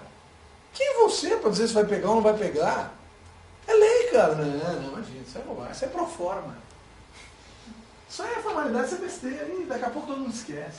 Daqui a pouco todo mundo esquece, cara, é regra. Você pode brigar, por exemplo, aumenta a tarifa, vai para 3,20, você vai para a rua, escandaliza, berra, grita, né, enfrenta no bom sentido, paralisa, etc, etc, etc. O governo retorna, olha aí, isso é legal. Isso não é essa lei não vai pegar, isso é completamente diferente. Isso é questionar. Questionar é do jogo. Por isso que eu acho genial, na minha opinião. Tem um monte de gente falando, eu acho genial o que aconteceu em junho no Brasil. Foi muito interessante, muito legal. Agora, tem o outro lado, cara. Ah, não vou respeitar, cara. Eu vou entrar no busão e vou pagar 3 pontos. Quero saber. Você ficou louco, bicho? E isso é uma coisa que você não consegue fazer. Mas e as outras coisas que você diz ignorar? Não, imagina, não pega nada, bicho. Policial é meu brother, vou tomar aqui um negocinho e tal. Não tem bafômetro. Ih, bicho, quando eu der a carteirada no cara, mostrando que eu também sou da polícia, que loucura, cara. Que coisa doida. Teve outro dia, aí começa a mostrar essas reportagens, né, porque a imprensa fica nessa história de tentar fazer a lei pegar, né, porque a gente vive num país que tem que fazer, né, é meio Fiat álcool, né, tem que empurrar para pegar. Aí outro dia mostrou, logo que autorizou o negócio da lei seca e tal, apareceu lá a menina, eu não vou soprar, não sei o que, sabe, eu vou chamar meu pai é juiz. Nossa, eu não sei como esse cara editou essa menina. Aí você agride, você vai pra cadeia, né? Eu sou um filho, mano. Eu não chamar meu pai, juiz. Me chamar? Prende. Inferno, vai deitar na praça. Vai dormir mais cedo. Que isso? Ele ficou louco? Não, mas tem a paixão, tem o amor, tem o coração. Podia ligar. É um negócio maravilhoso, né? Discutir isso. Agora, a gente não tá nem aqui. A gente sequer teme. A gente ignora. E isso aqui é a tragédia de qualquer país, cara. Isso aqui desmancha as instituições do país. Humberto, você ouviu falar de uma menina que fez um trabalho falando que ela cruzou várias estradas e não pagava pedágio? Sério? Quando foi isso? Eu vi isso aí há um tempo. Quando tem a cancelinha, assim? Ela passa e falou que depois ela recorre, porque eu não vou dar conta para ela do pedágio. E falou, deu algumas desculpas que é inconstitucional, cobrar pelo direito de vir e já está pagando imposto, que já está tudo incluído no gasolina. Teve uma história dessa. Fala na cabine isso? Não, você recorre depois. E eu não sei se foi verdade, se não foi, mas foi muito falado no tempo isso. Tá, não é mesmo. E eu falei, pô, os argumentos eram muito fortes, sabe? Não sei o que deu. Acho que era uma advogada. Mas, porra, você ouviu falar? Você está tirando meu direito de vir? Eu digo, não estou tirando direito de ninguém. Você paga, você vai, bicho. Você não paga, você fica. É simples desse jeito. Pô, vou começar a tentar alegar isso no check-in da TAP, a próxima vez que eu quiser ir para Lisboa, por exemplo. Olha, tem que entrar nesse avião, você não pode escolher o meu direito de vir para cima. Eu quero ir lá, visitar meus parentes, tomar um vinho, tomar um gorozinho, comer um bacalhau. Né, pagar barato em tudo, porque Portugal é bizarramente barato em relação a quem mora em São Paulo. Eu quero ir lá, pô. Mas a questão do transporte público, uma das coisas que eu acho que tem que se defender é isso, né? O direito de ir e vir, né? E se você vai, como você falou, direito de ir e vir, se você paga, você vai. Se não paga, você não vai. Então, você não tem o direito de ir e vir, você não tem, eu não vou. Não, mas a concessão, por natureza, ela tem um meio alternativo de você ir. Então, você vai por aqui, você paga, mas tem como você ir. Mas pode ir a pé. Você pode ir nadando para a Europa, vai pensar, mano. Pode ir de canoa, né? De carona, sei lá. Mas... Não, mas mesmo de automóvel, sim, tem um caminho. Claro. Todas as concessionárias têm. Todas. Só não tem grandes placas. Tipo desenho do Pica-Pau, né? Desvinho. O cara vai. Não vai rolar. Mas tem. Agora, no transporte público, a pé, pô. Não estou defendendo. Mas estou dizendo, essa lógica é uma lógica complexa. Porque é a lógica que acaba empoderando o cidadão de um jeito que tem limite. É o que faz, por exemplo, você chegar na sala de aula, já passei por isso infelizmente na minha vida. Professor, estou pagando teu salário. Eu já ouvi isso em sala de aula. E aí, óbvio que você cresce. Se você não crescer, você é engolido. Assim, quanto você paga na mensalidade X? Você acha que isso paga no salário? Essa miséria paga no salário? Você ficou louco. Meu suor então. É seu suor, mas não paga o meu, bicho. Cala a boca, vai pro inferno, sai daqui. Que loucura é essa que eu tô pagando? Pagando e cria média? Então fica uma história meio maluca, né? Uma história, eu pago imposto, tenho direito a tudo. Não tem direito a tudo. Tem limite, infelizmente, ela tem restrição, tem problema, tem pepino, tem barreira, tem de tudo. Né? Uma vez eu entrei num pau forte assim na sala. Eu pago, eu não sei o que. Eu falei, não paga. O que você paga, não paga. Você só paga meu ticket de alimentação. Eu abro mão, toma meu cartão, vai comer uma coxinha no bar, a senha e tal, paga lá. Tá querendo de volta, toma. Vou te dar um exemplo muito claro. Como é que você volta para casa? Na hora de busão, professor. Mas você não tem nada a ver com isso? Não tenho. Você tem a ver com o meu salário, eu tenho a ver com o teu busão.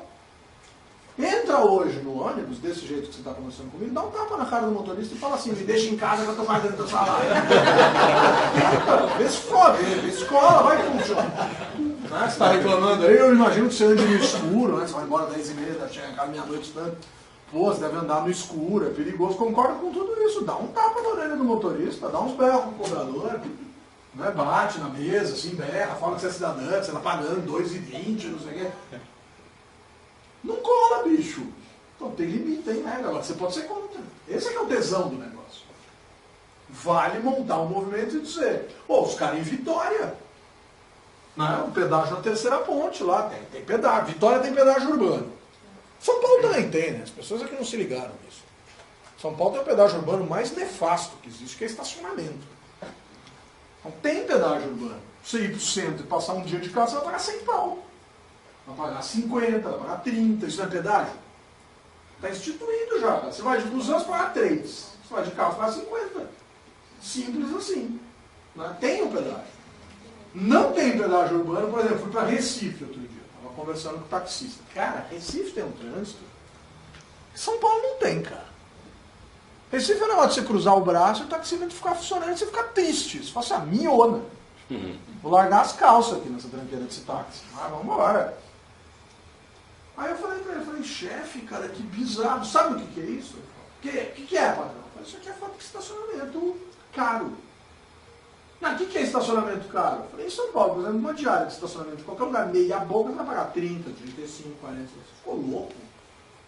Paga 3, 4, 5. E se um dia subir, cara, Recife para e todo mundo quebra tudo.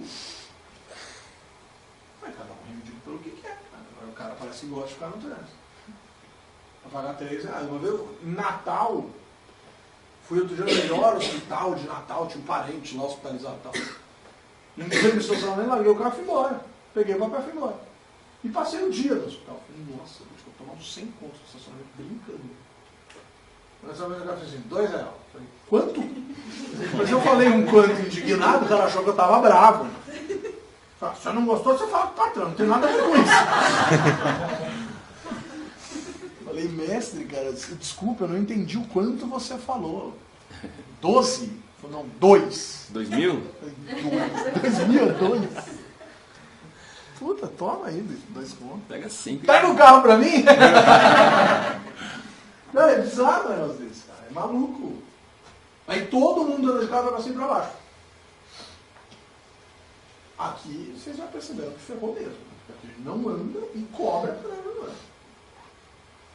Então é meio loucura, mas as coisas acontecem. Então essa instituição, agora eu não sei da menina do pedágio, eu não conheço essa história mais. O que você sente então? Qual que é a conclusão que a gente chega aí pra gente terminar o nosso primeiro encontro? Que tem um caráter cultural, né? Porra, o Pedro vai de caminho naquele raio daquela maldita daquela carta, o cara já não pede emprego para parente, cara. Você lê aquele raio daquela carta, ele já começa a pedir. Ah, podia conceder para não sei quem que veio comigo. Cara, é assustador, bicho. É assustador. Mas isso tem um semblante de nobreza ruim. O Sérgio Buarque, no Raiz do Brasil, vai contar justamente isso. Ele vai dizer, olha, como Portugal não viveu a revolução burguesa que combateu a lógica das concessões da nobreza, e como então os valores dos portugueses eram valores muito associados a uma nobreza permeável, em que você, se tivesse grana, entrava, então você não precisava ter o sanguinho azul, você tem grana, você entra. Então, como era permeável, então o sonho do sujeito não era dizimar, era pagar o ingresso e entrar. Num povo com características pouco convencionais ou pouco associadas à lógica do trabalho ostensivo, como os protestantes, que viriam depois, mas mais ligados a uma lógica de aventura, o Sérgio Buarque vai dizer que o português é um povo aventureiro, aí, bicho, ferrou. Aventureiro com permeabilidade social, ou seja, na base da aventura ganhou dinheiro e entrou na festa, sem gostar de trabalhar de forma ostensiva, cara, compara. É simples desse jeito. Compara a lógica de um país prioritariamente protestante, que passou por revolução burguesa, etc, etc. Compara a lógica disso com a lógica dessa nossa reprodução, qualquer coisa, de qualquer jeito.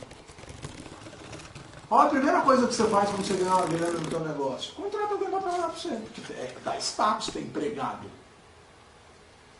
É que isso está ficando caro. Vai chegar uma hora que vai doer.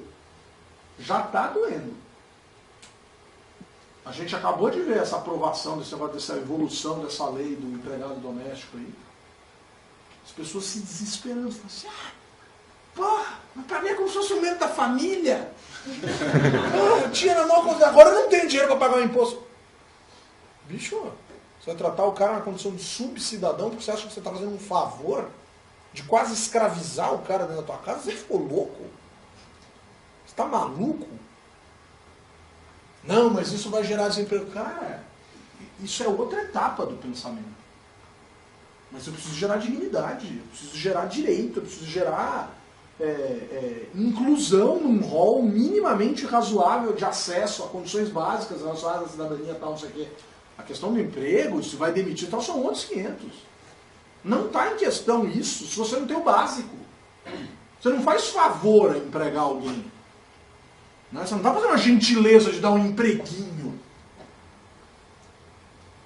Agora, também tem gente querendo discutir aí flexibilização de lei trabalhista e tal. É debate, cara. É sociedade, é pulsante, é democrática, é debate. Vale. Mas hoje o que tem é isso, e não me venha com a ideinha de que, né? E agora, tá lá no meu prédio, fizeram as contas, tal, não sei o que, não sei o que lá, resolveram demitir um funcionário. Aí demitir um dos funcionários representava ter que levar o lixo lá embaixo. Cara, criou uma revolução no prédio. Uma galera dizendo, imagina que eu vou descer com o lixo. Como assim? Aí foi muito legal, porque aí eu fui viajar agora pra fora, tal, não sei o quê, e fui numa cidadezinha, tava no segundo dia de viagem, tinha chegado num dia, tal, peguei o carro, viajei pra um lugar, tal, dormi, no dia seguinte eu acordei, peguei o carro e fui pra outro lugar. Aí parei no meio do roteiro que eu queria, tinha uma cidade que eu queria conhecer. Entrei na cidade, tal, de repente eu vejo uma senhora. O escangalho em pessoas. Senhorinha assim, caindo aos pedaços, tadinha. devia ter uns 119 anos. Abriu a portinha dela. Assim. Eu morava na estrada. Assim. Estrada que não passa nada. Ela morava na estrada. Ela desceu o degrauzinho da casa dela. Fechou a porta, o gato escapou. Aquele tipo concentrado, assim, sabe? Aí minha mulher, vai lá, ajuda ela. Eu falei, não. Vou ajudar hoje, não vai ter que fazer de novo, não. Eu vou tirando dela, não vou chegar ela. Daí que eu levo e tal. Não vou fazer. Não vou, eu tô tímido, não tenho coragem. Não quero, deixa ela. Vê que é assim. Pode ser a fisioterapia do dia. Aí eu peguei e falei, vamos lá, mas eu vou pra avisaria, eu vou filmar. Você vai fazer o quê? Eu falei, vou filmar. Eu não vou filmar a cara, não, vou filmar de costas. Eu filmei ela de costas. Aí a bagaça do negócio, aqueles latões coloridos, negócio de separar lixo, vou lá embaixo na estrada, bicho, e a tiazinha se arrastando. Aí, ela jogou um num canto, jogou outro no outro buraco, jogou, ela tava com 4 papéis na mão, jogou um em cada buraco e voltou pra casinha dela. Aí não resisti, né? Cheguei e mandei, tem um grupo de e-mail lá no prédio. Se eu gostaria de algum argumento contrário às pessoas que